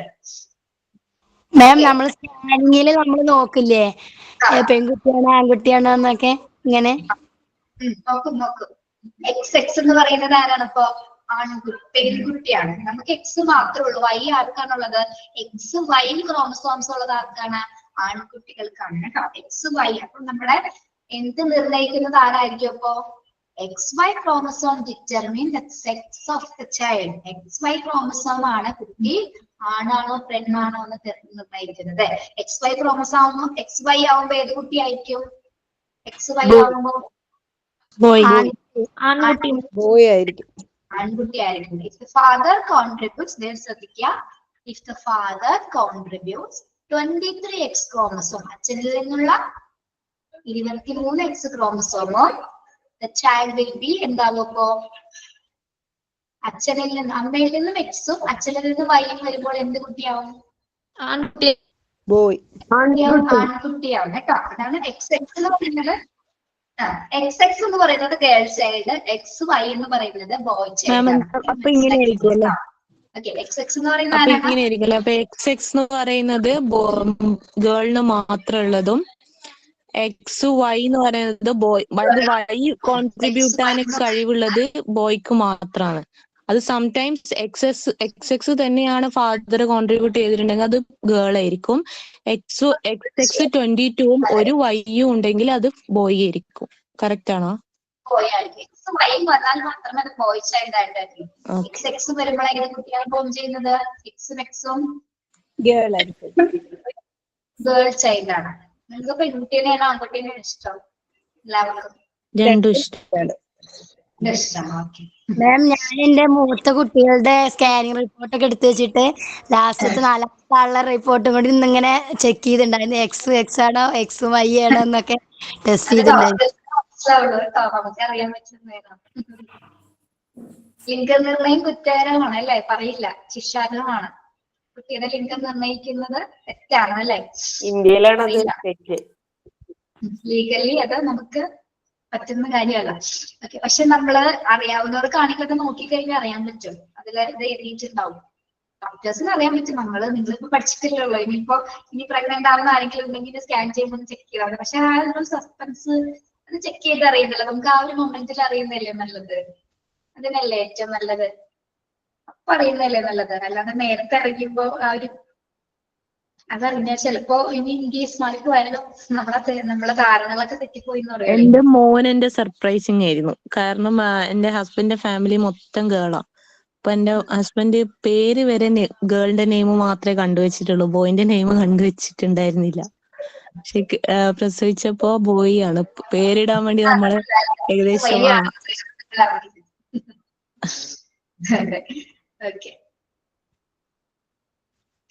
If it is 22X and 1Y chromosome, the child will be a male child. Okay. അപ്പൊ നിങ്ങള് അവിടെ ഒന്ന് എഴുതി വെച്ചേക്കട്ടെ. XX എന്നുള്ളത് ഗേൾ ആണ്, XY എന്നുള്ളത് ബോയ് ആണ്. അങ്ങനെ പഠിച്ചാൽ മതി, കൺഫ്യൂഷൻ വരണ്ട. മനസ്സിലായതാ? ഓക്കെ. അപ്പൊ നമ്മളുടെ സിംഗിൾ സെല്ലിന്, ഫെർട്ടിലൈസ്ഡ് ആയിട്ടുള്ള സിംഗിൾ സെല്ലിനെ പറയുന്ന പേരെന്താണ്? ആദ്യമായിട്ട് രൂപപ്പെടുന്ന കോശത്തിന് പറയുന്ന പേരെന്താണ്? സൈഗോട്ട്. സിംഗിൾ സെല്ലാണ് കേട്ടോ. സിംഗിൾ സെല്ലാണ്. Okay. The zygote which is fertilized cells contains dash chromosome. എത്ര ക്രോമസോംസിനെ ഉൾക്കൊള്ളുന്നുണ്ട്? 46 ക്രോമസോംസ്. അച്ഛനിൽ നിന്ന് എത്ര ക്രോമസോംസ് ആണ്? അച്ഛനിൽ നിന്ന് 23. അച്ഛനിൽ നിന്നും 23, അമ്മയിൽ നിന്നും 23 രൂപപ്പെട്ടാണ് നമുക്ക് 46 ക്രോമസോം ആയിട്ടുള്ള ഫെർട്ടിലൈസ് ആയിട്ടുള്ള സെൽസ് രൂപപ്പെടുന്നത്. ഓക്കെ. ഇനി ഇതിൽ കൂടാതെ തന്നെ ബാക്കി ഒരു നമ്മളെ ജീൻ രൂപപ്പെടുന്നുണ്ട്. ജീനിന് എന്താണ് നമ്മളിവിടെ സൂചിപ്പിക്കുന്നത്? 100 ഓഫ് ഇൻവിസിബിൾ പാർട്ടിക്കിൾസ്. അതായത് അദൃശ്യമായിട്ടുള്ള ത്രെഡ് പോലെയുള്ള ഒരു ജീനുകൾ ഇതിൽ രൂപപ്പെടണം. ഈ ജീനുകളാണ് നമ്മുടെ ഹെറിഡിറ്ററി ട്രെയ്റ്റ്സ് അല്ലെങ്കിൽ നമ്മുടെ പാരമ്പര്യത്തെ നിർണ്ണയിക്കുന്നത്. ഓക്കെ. ഇനി അമ്മയിൽ നിന്നും X ക്രോമസോംസും അച്ഛയിൽ നിന്നും Y ക്രോമസോംസും വരുന്ന സമയത്ത് കുട്ടി ഏത് കുഞ്ഞായി രൂപപ്പെടുന്നു? ബോയ്. X രൂപപ്പെടുന്ന സമയത്ത് ഏത് ചൈൽഡായി മാറും? ഗേൾ ആയി. Xഉം ഗേൾ ആണ്. എപ്പോഴും മാറിപ്പോകും, പരീക്ഷയ്ക്ക് മാറിപ്പോയില്ല കേട്ടോ. ഇതാണ് നമ്മുടെ ലൈഫ്. നമ്മളെല്ലാവരും ഇങ്ങനെയാണ് ഉണ്ടായിരിക്കുന്നത് അല്ലെ? നമ്മളെ ഗേൾസ് ഉണ്ടായത് XX കൂടി ചേർത്തിട്ടാണ്. ബാക്കി ബോയ്സ് XYയും കൂടി ചേർന്ന് രൂപപ്പെട്ടിരിക്കും. അങ്ങനെയാണ് നമ്മുടെ ലൈഫ് സ്റ്റാർട്ട് ചെയ്യുന്നത്. ഇനി ഇതൊക്കെ എങ്ങനെ രൂപപ്പെട്ടു അല്ലെ? ഈ സൈഗോട്ടൊക്കെ എങ്ങനെ രൂപപ്പെട്ടു അത് നമ്മൾ പഠിക്കണ്ടേ? അതാണ് നമ്മുടെ പീരീഡ് ഓഫ് ഓവം അല്ലെങ്കിൽ നമ്മുടെ അണ്ടത്തിന്റെ ആ ഒരു കാലയളവ് നമ്മൾ പഠിക്കണം. എങ്ങനെയാണിത് ഈ ഫെർട്ടിലൈസ് ആയിട്ടുള്ള ഒരു സെല്ലായി മാറിയത് അല്ലെ? Ovum, period of the ovum. എങ്ങനെയാണ്? ആഫ്റ്റർ ദ എഗ്, കുറച്ച് പറയാട്ടോ, കംപ്ലീറ്റ് ചെയ്യുന്നില്ല, കുറച്ചെടുക്കാം. After the egg is liberated from the ovary, it moves into the fallopian tube. It stayed there for about 24 hours, waiting for a single sperm to fertilize it. നോക്കൂ, നമ്മൾ എന്താണ് നമ്മുടെ ഓവറിയിൽ നിന്ന് എന്താണ് അതായത് നമ്മുടെ എഗ് അണ്ടാശയത്തിൽ നിന്ന് മോചിപ്പിക്കപ്പെടുന്ന സമയത്ത് അത് എങ്ങോട്ടേക്കാണ് മാറുന്നത്? നമുക്ക് ഫാലോപ്പിയൻ ട്യൂബ് ഉണ്ട്, ഫാലോപ്പിയൻ ട്യൂബിലേക്കാണ് അത് മൂവ് ചെയ്യുന്നത്. നമ്മുടെ എഗ് അണ്ടാശയത്തിൽ നിന്ന് മോചിക്കപ്പെടുന്ന അണ്ടം അല്ലെങ്കിൽ ആ എഗ് എന്താണ് ഫാലോപ്പിയൻ ട്യൂബിലേക്ക് മൂവ് ചെയ്യപ്പെടുന്നു. മൂവ് ചെയ്യാന്ന് പറഞ്ഞാൽ എന്താണ്? അതിനകത്തേക്ക് നീങ്ങുന്നു. ഇനി നീങ്ങി എന്ത് ചെയ്യുന്നു? It stay there for about 24 hours. അത് 24 മണിക്കൂറിൽ ഫാലോപ്പിയൻ ട്യൂബിൽ തങ്ങി നിൽക്കുന്നു. എന്തിനു വേണ്ടിയാണ് അത് 24 മണിക്കൂർ അവിടെ സ്റ്റേ ചെയ്യുന്നത്? Waiting for a single sperm to fertilise it. നമ്മള് സ്പേമിന് വേണ്ടിയിട്ടാണ് അണ്ട അവിടെ വെയിറ്റ് ചെയ്യുന്നത് അല്ലെ? പുരുഷ ബീജം എത്തിച്ചേരുന്നതിന് വേണ്ടിയിട്ടാണ് 24 hours അവിടെ സ്റ്റേ ചെയ്യുന്നത്. മനസ്സിലായോ? അവിടെ വരെ മനസ്സിലായോ? അതായത് എഗ് അണ്ടാശയത്തിൽ നിന്ന് മോചിപ്പിക്കപ്പെടുന്ന ശേഷം അത് ഫാലോപ്പിയൻ ട്യൂബിലേക്ക് നീങ്ങുന്നു. ഫാലോപ്പിയൻ ട്യൂബിൽ ഈ അണ്ടം എന്താണ് 24 മണിക്കൂർ അവിടെ സ്റ്റേ ചെയ്യുന്നു. ഇതിനു വേണ്ടിയാണ് സ്റ്റേ ചെയ്യുന്നത്? ഒരു സ്പേം, ഒരു ബീജകോശം എത്തിച്ചേരുന്നതിന് വേണ്ടിയിട്ട് അവിടെ വെയിറ്റ് ചെയ്യുന്നു. വെയിറ്റ് ചെയ്തതിനു ശേഷം എന്താണ്? വിത്ത് 24 hours of being fertilized, 24 മണിക്കൂർ ശേഷം എന്താണ് അത് ഫെർട്ടിലൈസ് ആയിട്ടുണ്ട് അല്ലെ? അതായത് 24 മണിക്കൂർ അവിടെ നിൽക്കുകയും ചെയ്യും. പിന്നെ എന്താണ്? ഒരു ബീജ സങ്കലനത്തിന് വേണ്ടിയാണ് അത് അവിടെ വെയിറ്റ് ചെയ്തിരിക്കുന്നത് അല്ലെ? ഫെർട്ടിലൈസ് ആവാൻ വേണ്ടിയിട്ട് അത് വെയിറ്റ് ചെയ്യും. ഇനി ബീജസങ്കലനം കഴിഞ്ഞ് 24 മണിക്കൂറിനുള്ളിൽ എന്താണ് അത് വളരെ വേഗത്തിൽ പല കോശങ്ങളായിട്ട് വിഭജിക്കപ്പെടും. എന്താണ്? begins dividing very fast into many cells. ഈ കൂടിച്ചേർന്ന് അല്ലെങ്കിൽ ബീജസങ്കലനം നടന്നതിന് ശേഷം എന്താണ് ഇവയെല്ലാം പല സെൽസുകളായിട്ട് പല കോശങ്ങളായിട്ട് വിഭജിക്കപ്പെടും. It keeps dividing and it moves slowly through the fallopian tube to the uterus. പിന്നീട് എന്താണ് ഈ വിഭജിച്ച കോശങ്ങളെല്ലാം കൂടി പതിയെ മൂവ് ചെയ്യുന്നു. ഇതിൽ കൂടിയാണ് മൂവ് ചെയ്യുന്നത്? ഫാലോപ്പിയൻ ട്യൂബിൽ കൂടി മൂവ് ചെയ്ത് യൂട്രസിൽ അറ്റാച്ച് ചെയ്യപ്പെടുന്നു. ഓക്കെ, യൂട്രസ് ആണ് attach to the lining of the uterus. നമ്മുടെ യൂട്രസിന്റെ അകത്ത് അറ്റാച്ച് ചെയ്യപ്പെടുന്നു. അപ്പൊ നമുക്ക് എങ്ങനെയാണ് പീരീഡ്സ് ആവുന്നത്? എങ്ങനെയാണ് അത് പീരീഡ്സ് ആവുന്നത്? അപ്പോ വെയിറ്റ് ചെയ്ത് ഓവം വെയിറ്റ് ചെയ്ത് നിൽക്കുമ്പോൾ അത് കിട്ടാണ്ട് വരുമ്പോൾ അത് ബ്രേക്ക് ചെയ്തിട്ടാണ് പീരീഡ് ഉണ്ടാവുന്നത്. അതായത് ഇവിടെ നമ്മൾ പറഞ്ഞില്ലേ ഈ ഫാലോപ്പിയൻ ട്യൂബിൽ കൂടി അണ്ടം എന്താണ് അറ്റാച്ച് ചെയ്ത് യൂട്രസിൽ വരുന്ന സമയത്താണ് നമ്മൾ പ്രഗ്നന്റ് ആവുന്നത്. അറ്റാച്ച് ചെയ്യാതെ അത് പൊട്ടുന്ന സമയത്ത് നമുക്ക് എന്ത് സംഭവിക്കുന്നു? ആ ലൈനിങ് അറ്റാച്ച് ആവാണ്ട് എന്ത് സംഭവിക്കുന്നു? അപ്പോഴാണ് പീരീഡ് ആവുന്നത് അല്ലെ? അവിടെ ലൈനിങ്ങിനോട് യൂട്രസിനോട് അത് അറ്റാച്ച് ചെയ്ത് വളരാത്ത സിറ്റുവേഷൻസിലാണ് നമുക്ക് അവിടെ എന്താണ് ഫാലോപ്പിയൻ ട്യൂബ് പൊട്ടുന്നത്. ലൈനിങ് അറ്റാച്ച് ആവാണ്ട് നമുക്ക് അവിടെ പീരീഡ്സ് അല്ലെങ്കിൽ മെൻസ്ട്രുവേഷൻ സംഭവിക്കുന്നത്. ട്യൂബിലുണ്ടാകുന്നത് എങ്ങനെ? അപ്പം ഈ ട്യൂബിൽ ഇപ്പൊ ഈ ഫാലോപ്പിയൻ ട്യൂബിൽ ഉണ്ടാകുന്നതാണോ ഈ പ്രഗ്നൻസിയുടെ ട്യൂബിലുണ്ടാകുന്നത്? അതെ അതെ, tube pregnancy. This is called implantation. അപ്പോൾ നമ്മളെ യൂട്രസിൽ പറ്റി പിടിച്ച് വളരുന്ന അണ്ടം എന്താണ് അവിടെ വളരെയാണ് അല്ലെ? അണ്ടം അവിടെ എന്താണ് അത് പീരീഡ് ആവുകയാണെങ്കിൽ ആ ലൈനിങ് അറ്റാച്ച് ചെയ്യാതെ പൊട്ടി പോകുന്നതാണ് നമുക്ക് പീരീഡ്സ് ആയിട്ട് ബ്ലീഡിംഗ് ആയിട്ട് പുറത്തു വരുന്നത്. അല്ലാതെ അറ്റാച്ച് ചെയ്ത് വളരുകയാണെങ്കിൽ എന്താണ് അവിടെ ഇംപ്ലാന്റേഷൻ നടന്നത്. ഇംപ്ലാന്റേഷൻ എന്ന് പറഞ്ഞാൽ എന്താ? കോശം അവിടെ വളരെയാണ് അല്ലെ? അണ്ടം കൂടിച്ചേർന്ന് നമ്മുടെ ഗർഭാശയത്തിൽ പറ്റിപ്പിടിച്ചത് കുഞ്ഞായിട്ട് വളരെയാണ്, ഡെവലപ്പ് ചെയ്തുകൊണ്ടിരിക്കുന്നു. Okay, that is called implantation. അതിനാണ് നമ്മൾ ഇംപ്ലാന്റേഷൻ എന്ന് പറയുന്നത്. അങ്ങനെ വളർച്ച, ഇംപ്ലാന്റേഷൻ മീൻസ് വളരാന്നുള്ളത്. പ്രത്യേകിച്ച് ഇനി കുട്ടി അവിടെ ഓക്കെ ഇംപ്ലാന്റേഷൻ നടന്നു, അവിടെ എന്താണ് യൂട്രസിനോട് അറ്റാച്ച് ചെയ്ത് എന്താണ് കുഞ്ഞ് വളരാൻ ആരംഭിച്ചു. ഇനി കെററ്റീസ് കണ്ടിന്യൂസ് ടു ഗ്രോ. അത് അവിടെ വെറുതെ പറ്റിപ്പിടിച്ച് നിൽക്കുള്ളൂ? വളരും അല്ലെ? At the point of implantation, the placenta develop. ആ ഇംപ്ലാന്റേഷൻ ഇത് വളരുന്ന സമയത്ത് അവിടെ എന്ത് രൂപപ്പെടുന്നുണ്ട്? പ്ലസന്റ രൂപപ്പെടുന്നു. നമുക്ക് അറിയാലോ പ്ലസന്റ എന്താണ്? From the umbilical cord extend to the fertilized ovum. നമ്മുടെ പൊക്കിൾക്കൊടിയിൽ നിന്ന് രൂപപ്പെടുന്നതാണ്, അതിനകത്തേക്ക് രൂപപ്പെടുന്നതാണ് പ്ലസന്റ. പ്ലസന്റ എന്ന് പറയുന്നത് എങ്ങനെയാണെന്ന് അറിയാലോ? പ്ലസന്റയുടെ ഫോം എങ്ങനെയാണ്? പ്ലസന്റയിലാണ് കുഞ്ഞ് കിടക്കുന്നത്, അറിയില്ലേ? അറിയാം. ഓക്കെ, ഈ പ്ലസ് അതായത് നമ്മുടെ അംബ്ലിക്കൽ കോഡ് എന്ന് പറയുന്നത് നമ്മുടെ പൊക്കിൾ കൊടിയുമായിട്ടാണ് അതിന് കണക്ഷൻ വരുന്നത് അല്ലെ? പ്ലസന്റ കവറേജ് ഓഫ് ബോഡിയാണ്, ബോഡിനെ കവർ കുട്ടീനെ കവറേജ് ചെയ്ത് വളരുന്ന കുട്ടിയുടെ ശരിക്കും പറഞ്ഞ ആ ഒരു ശരിക്കും നമ്മുടെ ഷോക്കേസ് എന്നൊക്കെ പറയുന്ന പോലെ കുഞ്ഞ് വളരാനുള്ളൊരു പ്ലാറ്റ്ഫോം ആണ് ശരിക്കും എന്ത് പ്ലാസന്റ എന്ന് പറയുന്നത്. ഇനി ഈ പ്ലാസന്റയിൽ കൂടിയാണ് കുട്ടിക്ക് എന്ത് സംഭവിക്കുന്നത്? In this way, fertilized ovum receive nutrition from the bloodstream of the mother. കുട്ടിക്ക് ഡെവലപ്പ് ചെയ്യണമെങ്കിൽ കുട്ടിക്ക് എന്ത് വേണം? അവിടെ എന്ത് വേണം? എന്ത് വേണം കുട്ടിക്ക്? Nutrients food from mother. ഈ ഫെർട്ടിലൈസ് ആയിട്ടുള്ള ഓവം വളരണമെങ്കിൽ കുട്ടിക്ക് അവിടെ പോഷകങ്ങൾ വേണം. പോഷകങ്ങൾ എങ്ങനെയായിരിക്കും ലഭിക്കുന്നത്? മദർ കഴിക്കുന്നത്. നമ്മുടെ ബ്ലഡ് സ്ട്രീമിലൂടെ കൂടിയാണ് കുഞ്ഞിന് പ്ലസന്റയിലൂടെ കുഞ്ഞ് നമ്മുടെ ന്യൂട്രീഷൻസ് അല്ലെങ്കിൽ പോഷകങ്ങള് ലഭിക്കുന്നത്. അങ്ങനെയാണ് ഒരു കുഞ്ഞ് ഓരോ മന്തും വളരുന്നത്. നമ്മൾ കഴിക്കുന്ന ഭക്ഷണം ബ്ലഡ് സ്ട്രീമിൽ കൂടിയാണ് കുട്ടിയിലേക്ക് എത്തുന്നത്. നമ്മൾ കഴിക്കുന്ന പോഷകങ്ങളെല്ലാം തന്നെ എന്താണ് അമ്മയുടെ ബ്ലഡ് സ്ട്രീമിൽ കൂടിയാണ് കുട്ടിയിലേക്ക് എത്തിച്ചേരുന്നത്. Okay, that is period of 1. ഇത് ഏത് വീക്കിലാണ് സംഭവിക്കുന്നത്? ഏത് വീക്കാണ്? Conception to the end of the second week. ഗർഭധാരണം മുതലത്തെ 2ാമത്തെ ആഴ്ചയുടെ സെക്കൻഡ് വീക്കിലാണ് എന്ത് പീരീഡ് ഓഫ് അർത്ഥത്തിന്റെ കാലയളവ് എന്ന് പറയുന്നത്. ഓക്കെ, ഗർഭധാരണം തുടങ്ങി 2ാമത്തെ ആഴ്ചയുടെ അവസാനത്തെ വീക്ക്.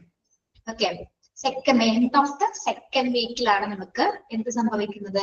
എന്തായാലും നിങ്ങൾക്ക് അറിയാം, നമുക്ക് പീരീഡ്സ് ആയി നമ്മൾ 40 ഡേയ്സിലല്ലേ ശരിക്കും പറഞ്ഞാൽ കോണ്ടാക്ട് ചെയ്യുന്നത്. അറിയാലോ നിങ്ങൾക്കത്. 14ാമത്തെ ദിവസമാണ് നമ്മൾ ഏറ്റവും കൂടുതൽ സാധ്യതയുള്ളത് അല്ലെ? കുട്ടികൾ ഉണ്ടാവാനുള്ള 14ാമത്തെ ദിവസമാണ്. ആ ഒരു സമയത്താണ് ഏറ്റവും കൂടുതൽ ചാൻസസ് ഉള്ളത്. ആ ഒരു സമയത്താണ് ഇത്തരത്തില് പ്രോസസ് നടക്കുന്നത്. 40 to 70 ഉണ്ട്.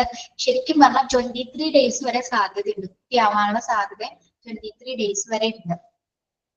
ശരിക്കും 8ാമത്തെ ദിവസം മുതൽ 23ാമത്തെ ദിവസം വരെ ശരിക്കും ഒരു ഡേറ്റ് ഉണ്ട്. നമ്മള് ആ ഒരു സമയത്താണ് ഫെർട്ടിലൈസേഷൻ കൃത്യമായിട്ട് നടക്കുന്നുണ്ടെങ്കിൽ പ്രശ്നമുള്ള അല്ലെങ്കിൽ എന്തെങ്കിലും പ്രോബ്ലംസ് ഉള്ളവർക്ക് മാത്രമാണ് അത് കറക്റ്റ് ആയിട്ട് നടക്കാറ്. അപ്പം ഇതെങ്ങനെയാണ് പീരീഡ് ഓഫ് ഓവം നടക്കുന്നത്? നമ്മൾക്കറിയാം, അണ്ടാശയത്തിൽ നിന്ന് ലിബറേറ്റ് ചെയ്യപ്പെടുന്ന എഗ് ഫാലോപ്പിയൻ ട്യൂബിലൂടെ മൂവ് ചെയ്യുന്നു. അത് 24 മണിക്കൂർ അവിടെ സ്റ്റേ ചെയ്യുന്നു അല്ലെ? 24 hours എന്തിനു വേണ്ടിയാണ് സ്റ്റേ ചെയ്യുന്നത്? എന്തിനു വേണ്ടിയിട്ടാണ് സ്റ്റേ ചെയ്യുന്നത്?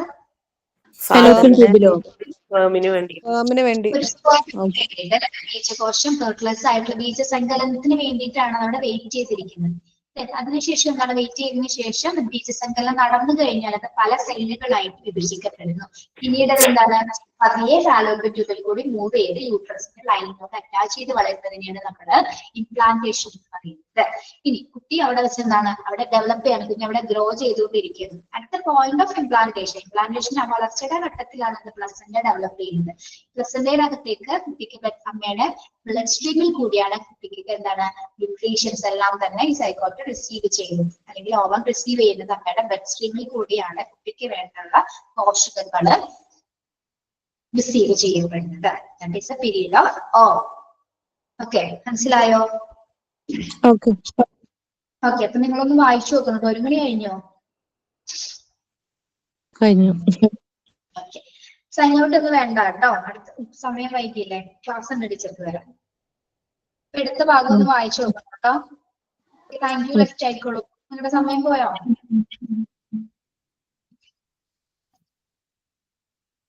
മൈൻഡപ്പ് ചെയ്യാണ് കേട്ടോ. ലെഫ്റ്റ് ആയിക്കോളൂ. Thank you. Thank you ma'am.